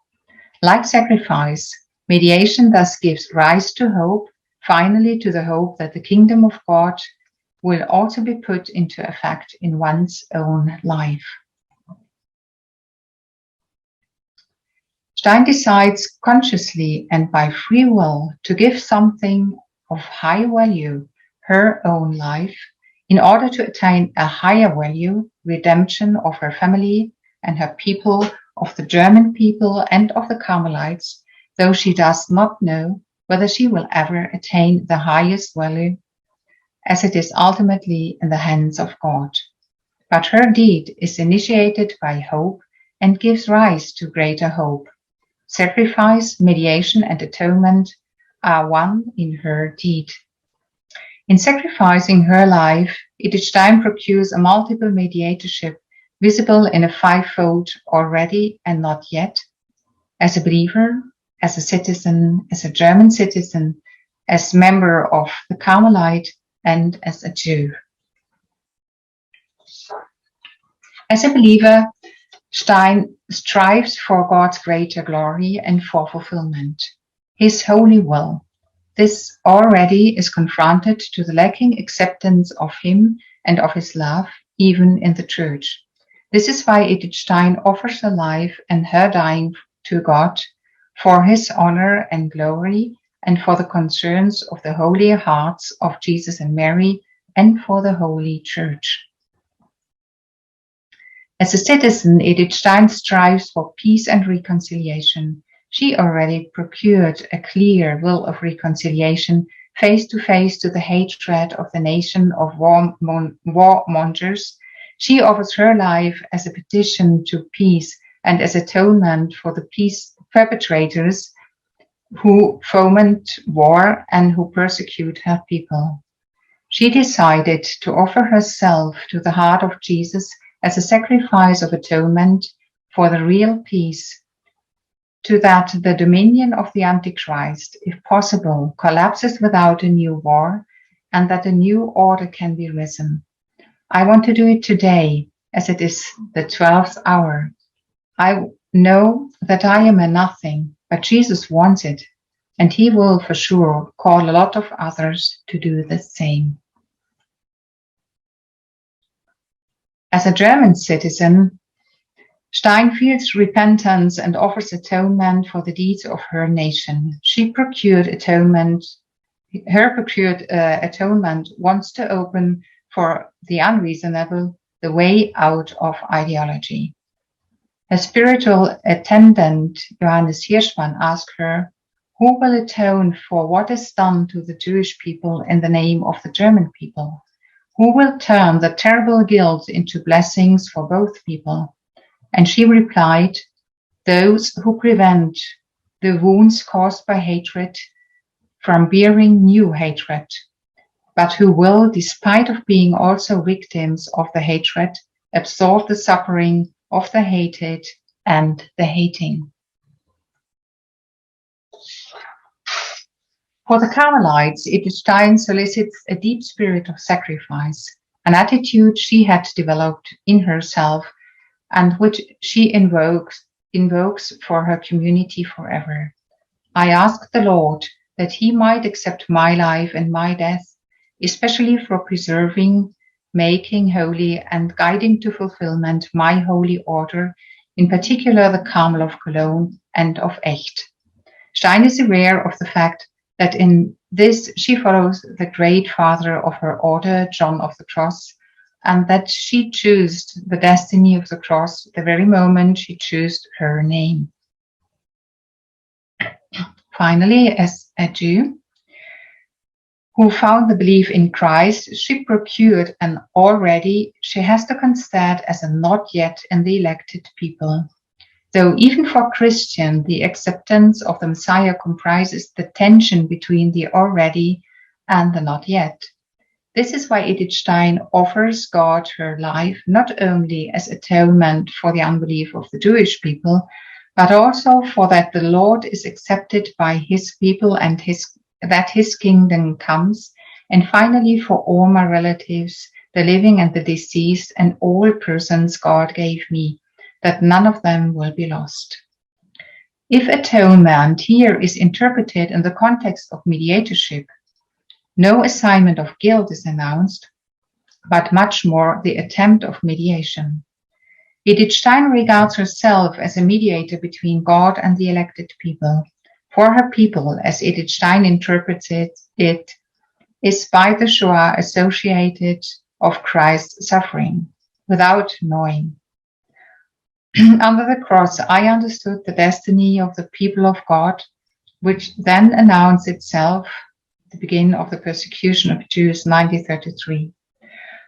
I thought that those who understood that it was the cross of Jesus Christ should take it in the name of all. Stein thus offers to vicariously carrying the cross of her people, to stave the deadly destiny of her people. This is representation in the sense of mediation.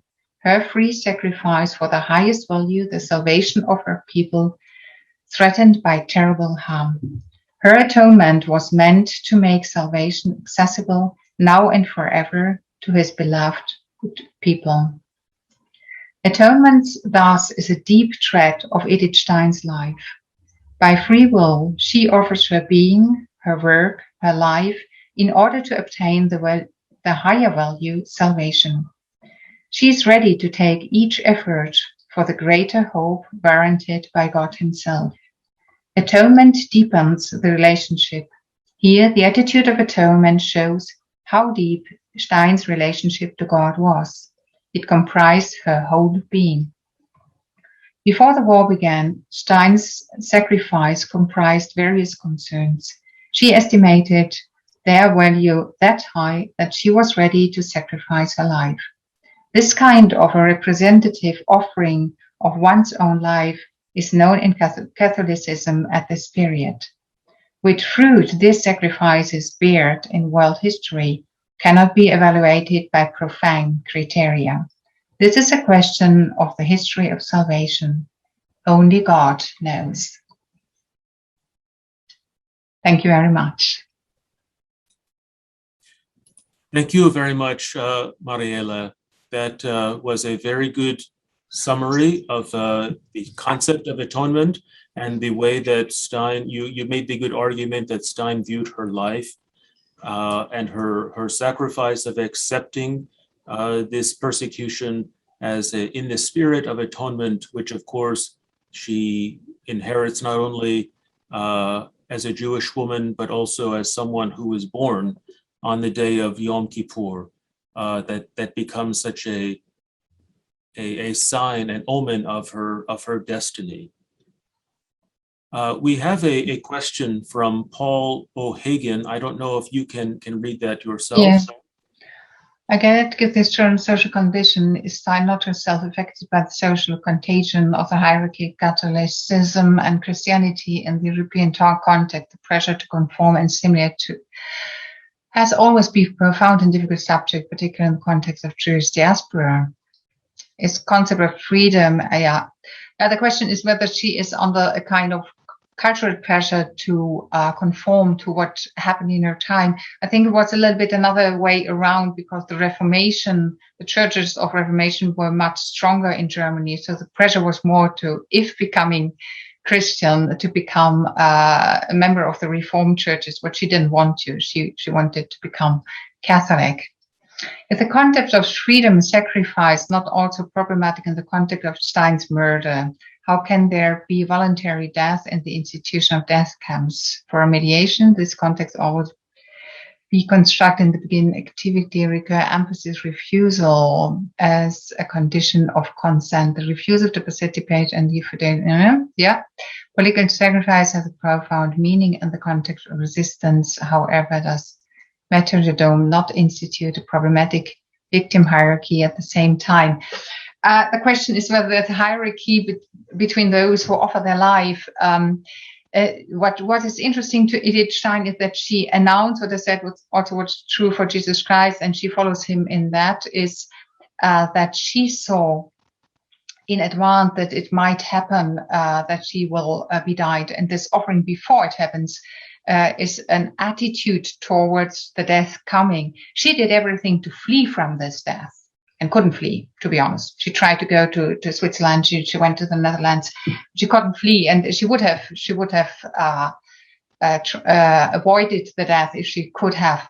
But if something comes, what you cannot avoid and what will come, then the only thing you can do by freedom is to change your attitude.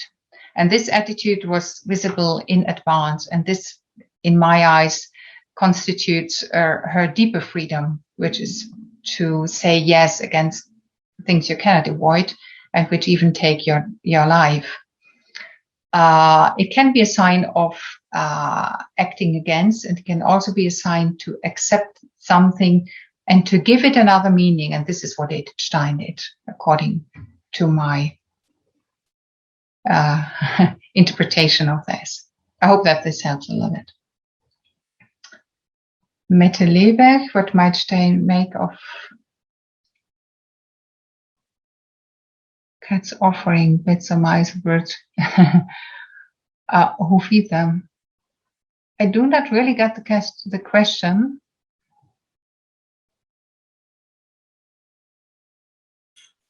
I think the question means, is there something in the animal kingdom that is parallel to sacrifice and atonement when okay.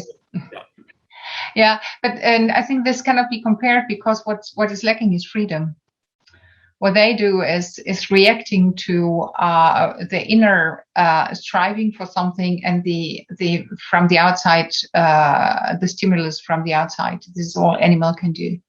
So it's not really the same thing, to be honest. How they got trained to it and did it, that's another question, but it's not really a question of freedom because they are not really free.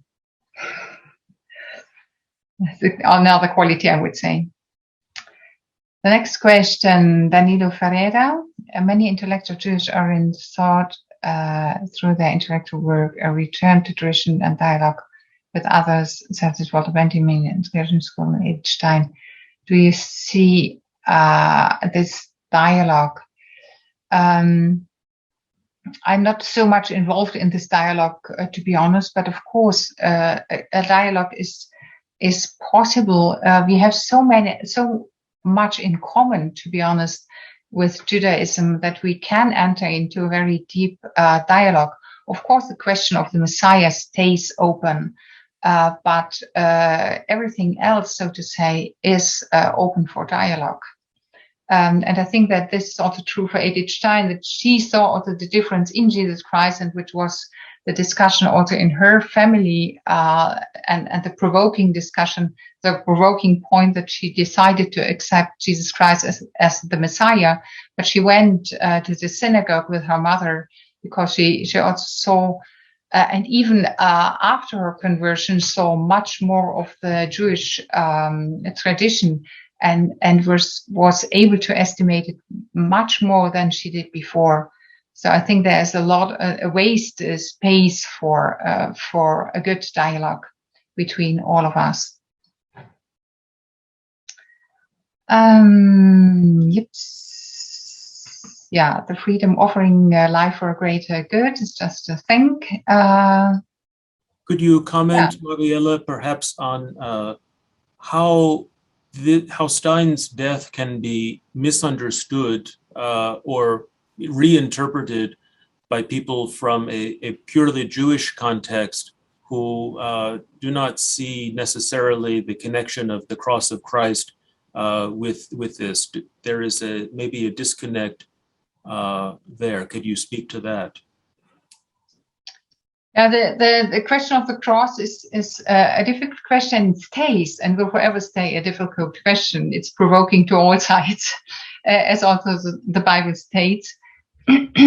What is important in this context, and this is what I tried to illustrate with the concept of mediation, it's precisely that if we interpret this point as mediation, as Edith Stein did it, it will not be this terrible point of accusation, you know.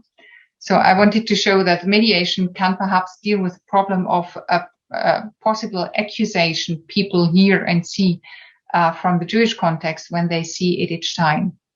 Edith Stein will forever stay a stone you kick against and you struggle with in the Jewish-Christian dialogue. But if you try to understand that she, for her, got the conviction that she had already found something she would wish her own people would find, and that is the Messiah. It's her conviction, and you can accept someone's conviction without directly following it, for example. And to be honest, and this is what I also tried to say, we are all still waiting for the Messiah. Those who are waiting for coming him for the first time, the Jewish part, and we are waiting for him to come for the second time, but we are all waiting. And this attitude of waiting for his final kingdom could also be a link between us. Thank you very much, Marièle, for approaching this delicate topic for us and giving us inspiration to think about not only her own spirituality, but the significance in theology for her act, and to help us to see the significance of her death as not merely a violent crime, but that there is some way of understanding it as a valuable, not only to Christians, but also in a wider context. Thank you so much. Thank you very much. Eduardo, I wanted to ask you for your paper. Yes. What aspects of Stein's thought are constant?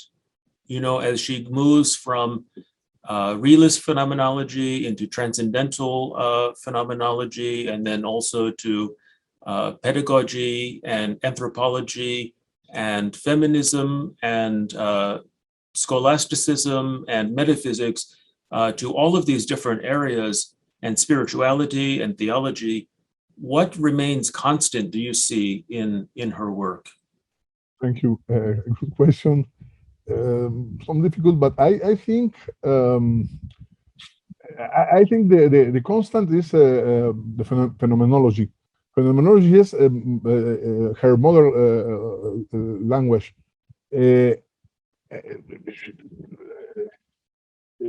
She has other topics, other interesting. Yes, of course. One of them is very important and also constant, very present in her thought is also the philosophical anthropology. But I think it's a part of his perception of the reality that is phenomenological. Then, which phenomenology? Yes, phenomenology that she absorbs from Husserl, but progressively she is understanding which is the vision of Husserl, and she doesn't subscribe, like many people think, that Husserl returned to a form of idealism. At the beginning, yes, she is influenced by his her condisciples of the circle.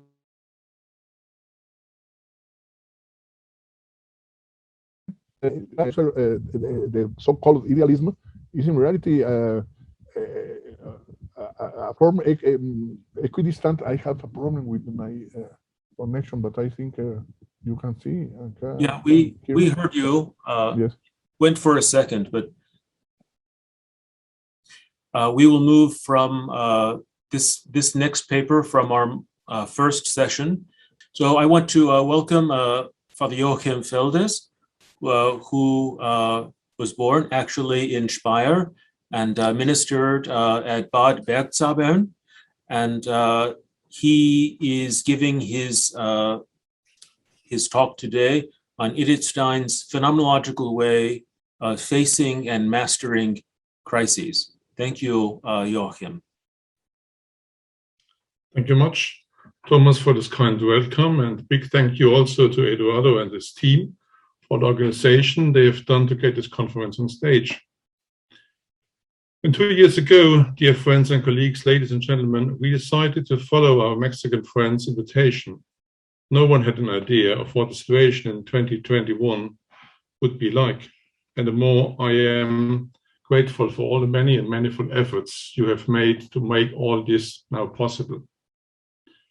Compared to this, it took much less effort in my hometown Schifferstadt, which is near Germany's border with France, for a short service that takes place every year at our railway station on 7th of August.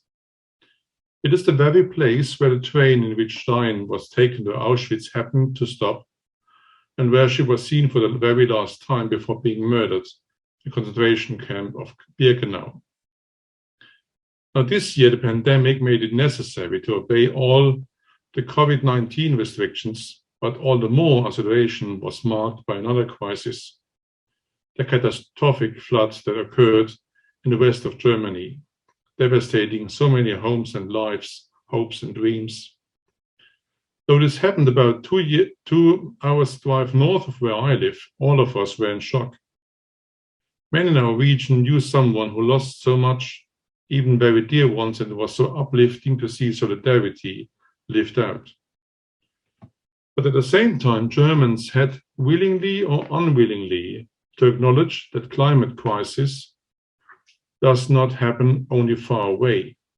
The crisis that the human beings, that is, we, have made or at least decisively contributed to, has reached our doorsteps and eventually is in a most dramatic way entered our homes.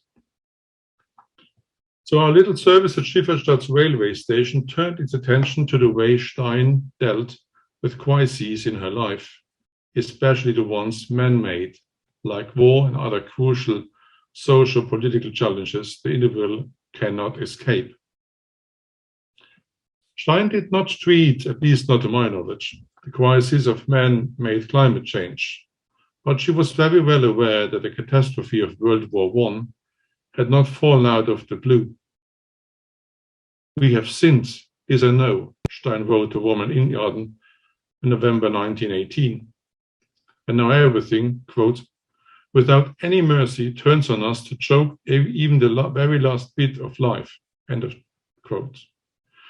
She admits that so often she feels that doubts-wise, if one out of blood as we are, there was a future for us at all. So obviously, Germany being defeated to its devastation was hard to bear for a patriot like Stein.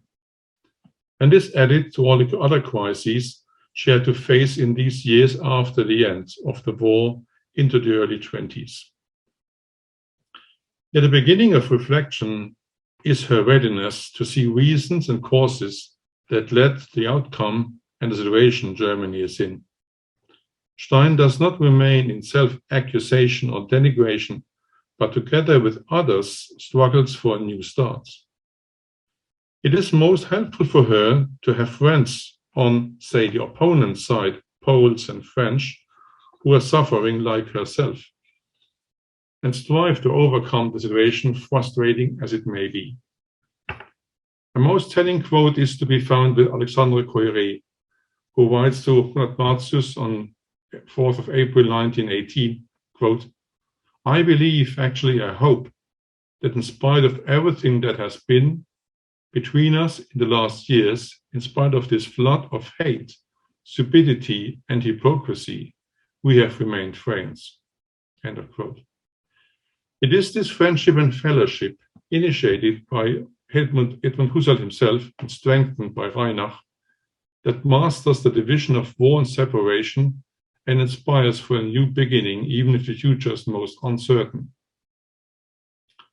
On this background, we see Stein's personal engagement in politics, joining the German Democratic Party in 1918, and right before the general elections of 1919, publicly encouraging women to vote.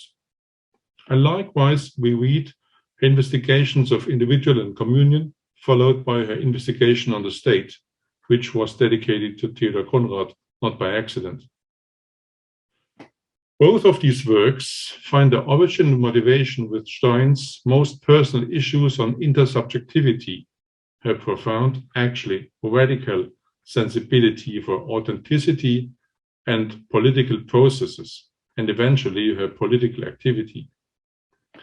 As she reflects concrete experience and describes what actually is at hand and the war behind its superficial appearance, Stein highlights the individual subject in terms of being both crucial contributor to common welfare and responsible for the flourishing of society and state. But with the same eagerness, she stresses, vice versa, the importance and responsibility of society and state towards individual. Social structures and individual responsibility cannot exist, let alone flourish, without being aware of being interconnected and eventually depending on each other. This leads us back to another crisis of Stein's at that time. That means her longing for truth, a sustaining truth you can build your life on. Hardly anyone has put it better than the Dominican sister Adele Hermann of St. Mary Magdalene's convent in Speyer. In the same year that Hermann published her classical study on the so-called Speyer years of Edith Stein in 1991, she composed a hymn on Stein, focusing on a line that Stein was longing for: what lives and stays and holds. Was lebt und bleibt und hält. It was just 70 years before that, so 100 years from now, that this search of Stein comes to its most crucial stage, leading to a baptism on New Year's Day of 1922.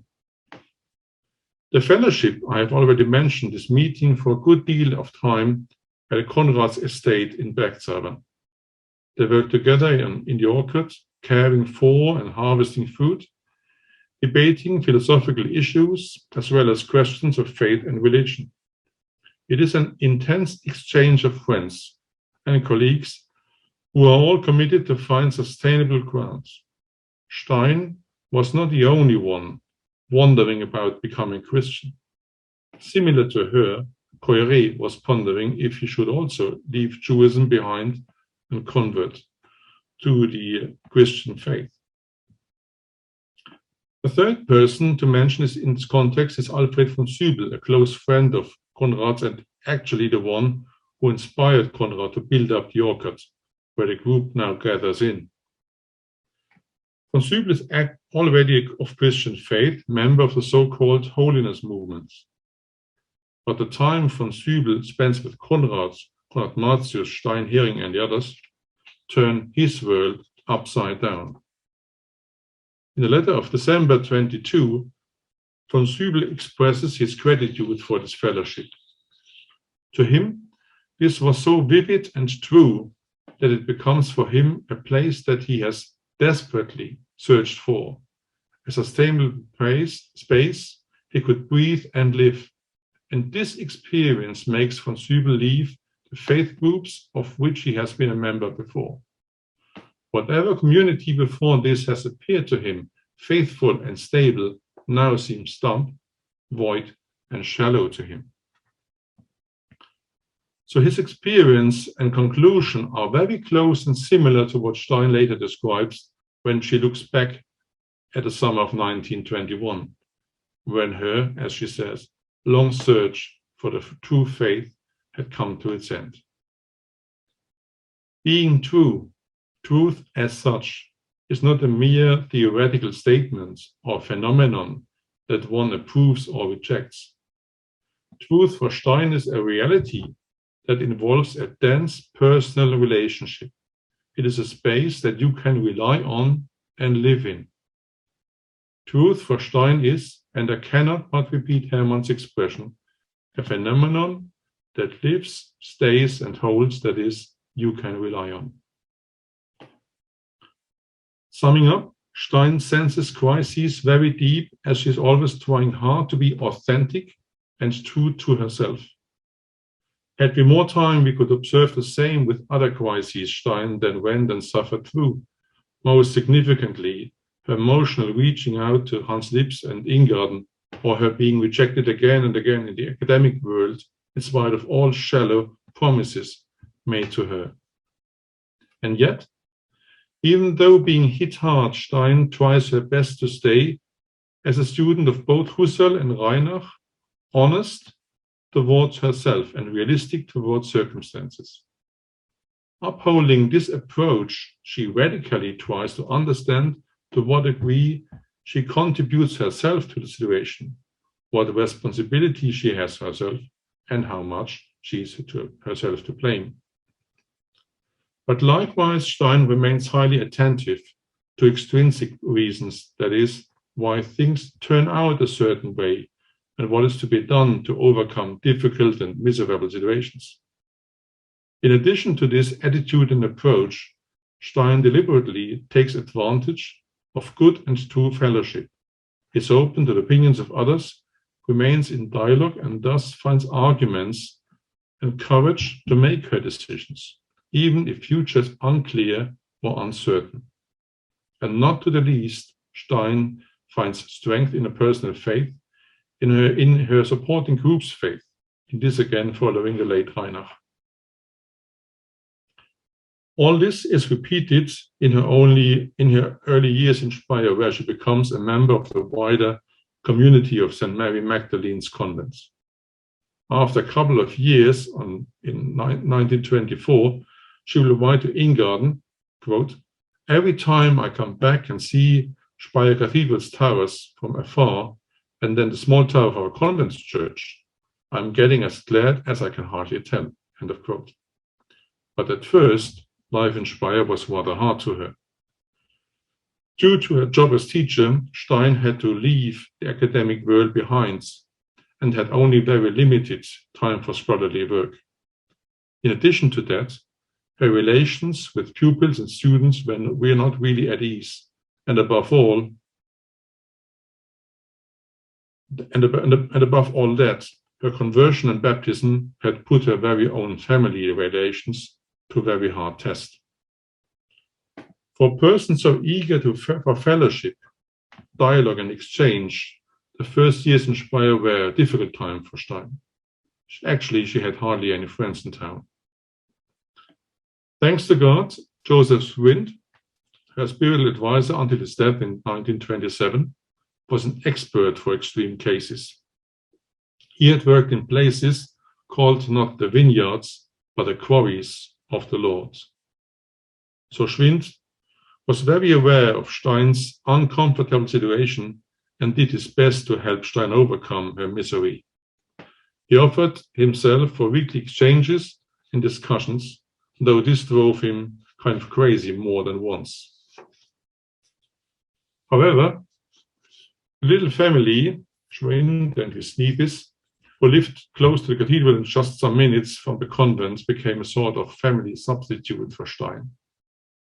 Having a space both of comfort and intellectual challenge from a very start in Speyer, Stein more and more took courage to settle and find new beginnings, eventually starting anew with scholarly work, and then in 1926 getting back on public stage with challenging talks. I will come back to this when reflecting a reaction to crisis of the early 30s. Apart from this kind of family experience that Stein enjoys with the Schwinds, her intense and steady exchange with the Bergzabern circle mustn't be neglected or undervalued. Having a rather hard time at Speyer, Stein tries to be in touch with her fellow phenomenologists as much as she is able to, for example, by keeping a vast correspondence with them, or spending all those short holidays, as she calls autumn, winter, Easter holidays, at Bergzabern and joining them for scholarly endeavors like the translation of Koyre's work on Descartes. Though religious life, her fellowship with Jesus, especially in the Eucharist, becomes more and more important and stabilizing for her, a view of Stein that takes her too much as a lonely rider, an individual striving forward on her very own, denies crucial parts of her personality. Such a view of Edith Stein would hinder a comprehensive and sufficient understanding of the means she uses and of the way she takes to master crises. Another critical issue of Stein is the discussion with, about, and against Heidegger. It starts in the early 20s and culminates in 1929, when the University of Freiburg celebrates Husserl's 70th birthday. As Stein and her friends at Bergzabern observe Heidegger's false behavior towards Husserl, they fear not only for their master to be misled. The diagnosis is that Heidegger means an immediate crisis for the phenomenological movement, which Stein fears to be manipulated and divided. Freiburg has become a dark point, Stein writes Ingarden in 21. I describe Stein's criticism of Heidegger as far from being exaggerated or aggressive, because she is keen to understand Heidegger's motives and to respect his performance on academic level. This reaction of hers will not even change in the 30s when a criticism gets sharper, though still smoother than that of Konrad Martius, Koyré, and von Sübel.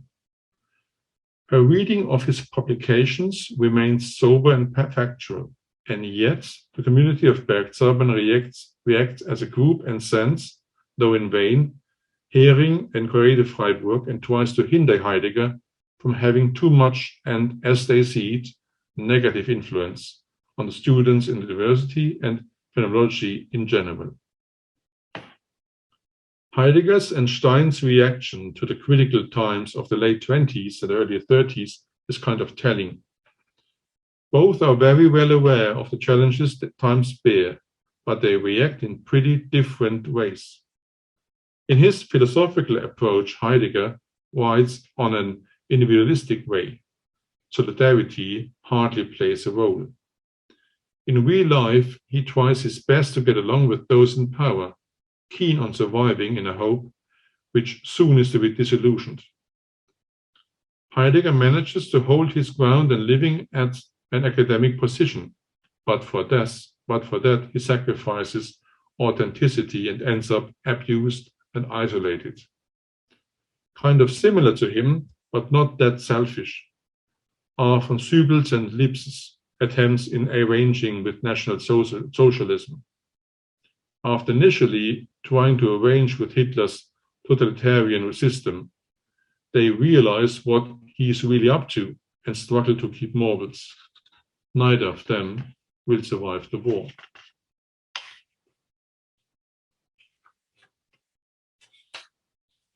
Different to Heidegger, appearing active and struggling forward, Stein seems to remain reluctant.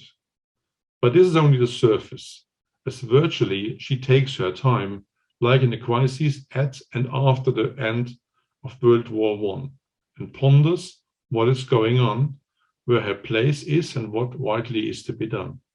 I already mentioned Stein's first public talk in Speyer in 1926. She then spoke at a regional convention of the Association of Catholic Women Teachers and gave her talk the title Truth and Clarity in Class and Education. Now, 6 years later, there's again a strong need for truth and clarity, as she highlights in Time of Need and Education. A talk now given again with the association, but at national level in May 1932. She repeats her claim that teachers who wish to educate upright and responsible people have to be true and clear themselves. Only then do they, especially as members of the spiritual community of the Church, become able to, quote, set free positive powers.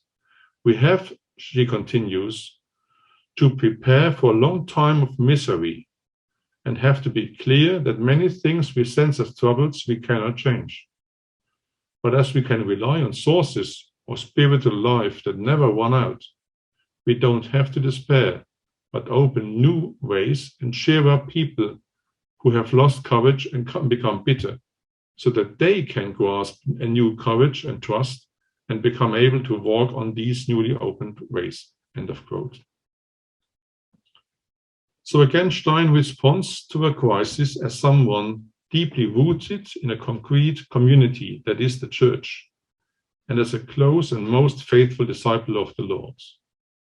Discipleship here means being mystic, that is, steadily searching to be in touch with the crucified and risen Christ. It means being political, that is, being interested in, very aware of, and caring about socio-economic processes. And lastly, it means being prophetic, that is, speaking out what is to be done, and Stein does not hesitate to do so. In addition to her talk in May, we should not neglect her contributions of 1933 confronting Christian belief with fascist ideology, let alone her warning letter to the Bishop of Rome. Stein's public claims correspond to a private experience. As the socio-economic situation is worsening and National Socialism gains increasingly power, she recognizes that life demands a new step from her. What this new step should be is not clear to her yet, but she intensely senses that once more God has laid his heavy hand on his people, and that the fate of this people is hers too. The question rising is whether she is ready to engage in this process or not.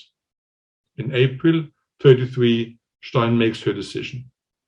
After a service of Eucharistic adoration in Cologne, she knows that the time for taking up the cross has come. Solidarity is offered to her from a community she has been part of for almost a decade and who have taken great advantage of Stein's efforts. When it becomes clear that in 1933 that she has to stop teaching in Münster, the Association of Catholic German Women Teachers, sponsoring and supporting this institute, is not reluctant. They immediately promise her financial safety until she finds a new home with the Carmelites in Cologne. Come to the end. Thus Stein, supported by the community of teachers, can safely join the community of the Carmel, which has been a goal for her since her baptism. When she was baptized, she writes in 1938, she understood this event as a mere preparation for entering the water. When she eventually enters the Carmel, 12 years after her baptism, Stein describes it as a space where she is finally coming to herself, not as a kind of escape room or a safe harbor where she may happily enjoy herself. It is a space where Stein can deeply root in Christ and in a community of faithful sisters and brothers. A space where she is held and cared for in order to do what she understands as her main task, to face the questions of sin and redemption, life and death, to live out solidarity and love to her best as the world outside is gradually falling into corruption and darkness, is set on fire and eventually becoming a world that is in flames. These flames, Stein writes shortly after Nazi Germany starts war again in 1939, may even catch our house. We hear the moaning of the wounded and the fearful cry of the dying. We sense to be closed in and unable to get to them, but, quote, connected to him. You are omnipresent like him. Not here or there you can help like the doctor, the nurse, and the priest. At all fronts, at all places of mourning, you can be in the power of the cross. Everywhere, his merciful love takes you, the love of the divine heart. Everywhere she is spreading his precious love, relieving, saving, redeeming. The eyes of the crucified are looking down on you, asking, scrutinizing, what will you answer him? End of quote. What is our answer, dear friends and colleagues? What will we say to him, ladies and gentlemen? To what degree does our engagement with Edith Stein's life, faith, and philosophy stir us up to engage with the world in flames, in floods, or droughts? When you walk in the park, see those tiny green signs, and you can read, it's easy to keep off the grass. But for too long, we have not read the big signs. Now we are facing global crises, which have reached our doorsteps and often enough already crossed them. We cannot keep them off our minds and souls. But the little we have, we can use. We can join our efforts and try to face reality like Edith Stein did, leaving prejudices and biases apart, taking on what is at hand and what is behind, trying hard to become sober, authentic, compassionate, and active. There's no need to flee into inner emigration or individualism, but to live out the spirit of solidarity and to be true and trustworthy followers of Edith Stein. Thanks for your attention.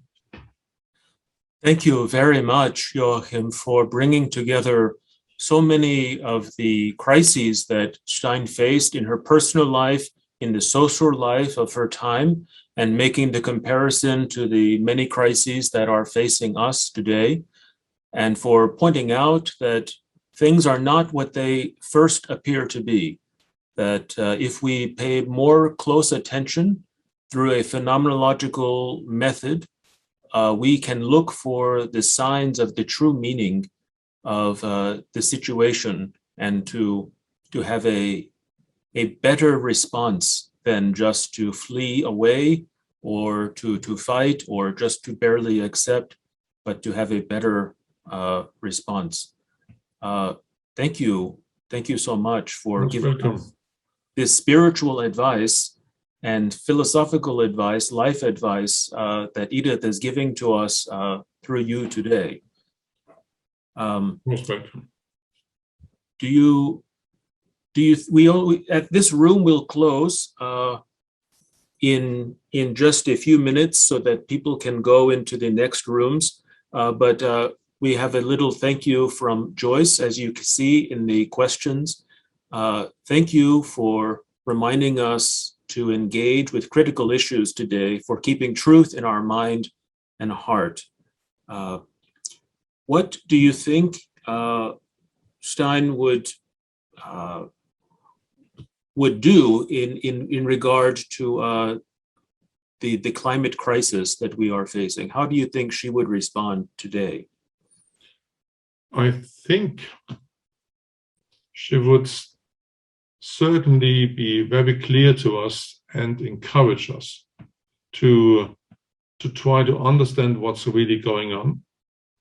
I think she would encourage us to stay with the facts and leave other, say, kind of cloudy ideas apart, and not to flee into tensions or meanings or opinions.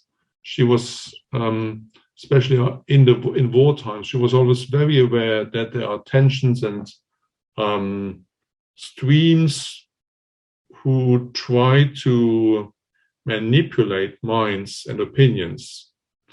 And when we just think back for some days when we had discussions about Facebook and how they try to intervene in our minds, I think she would be one of the first to speak out against that and say, people, do not just talk about the truth.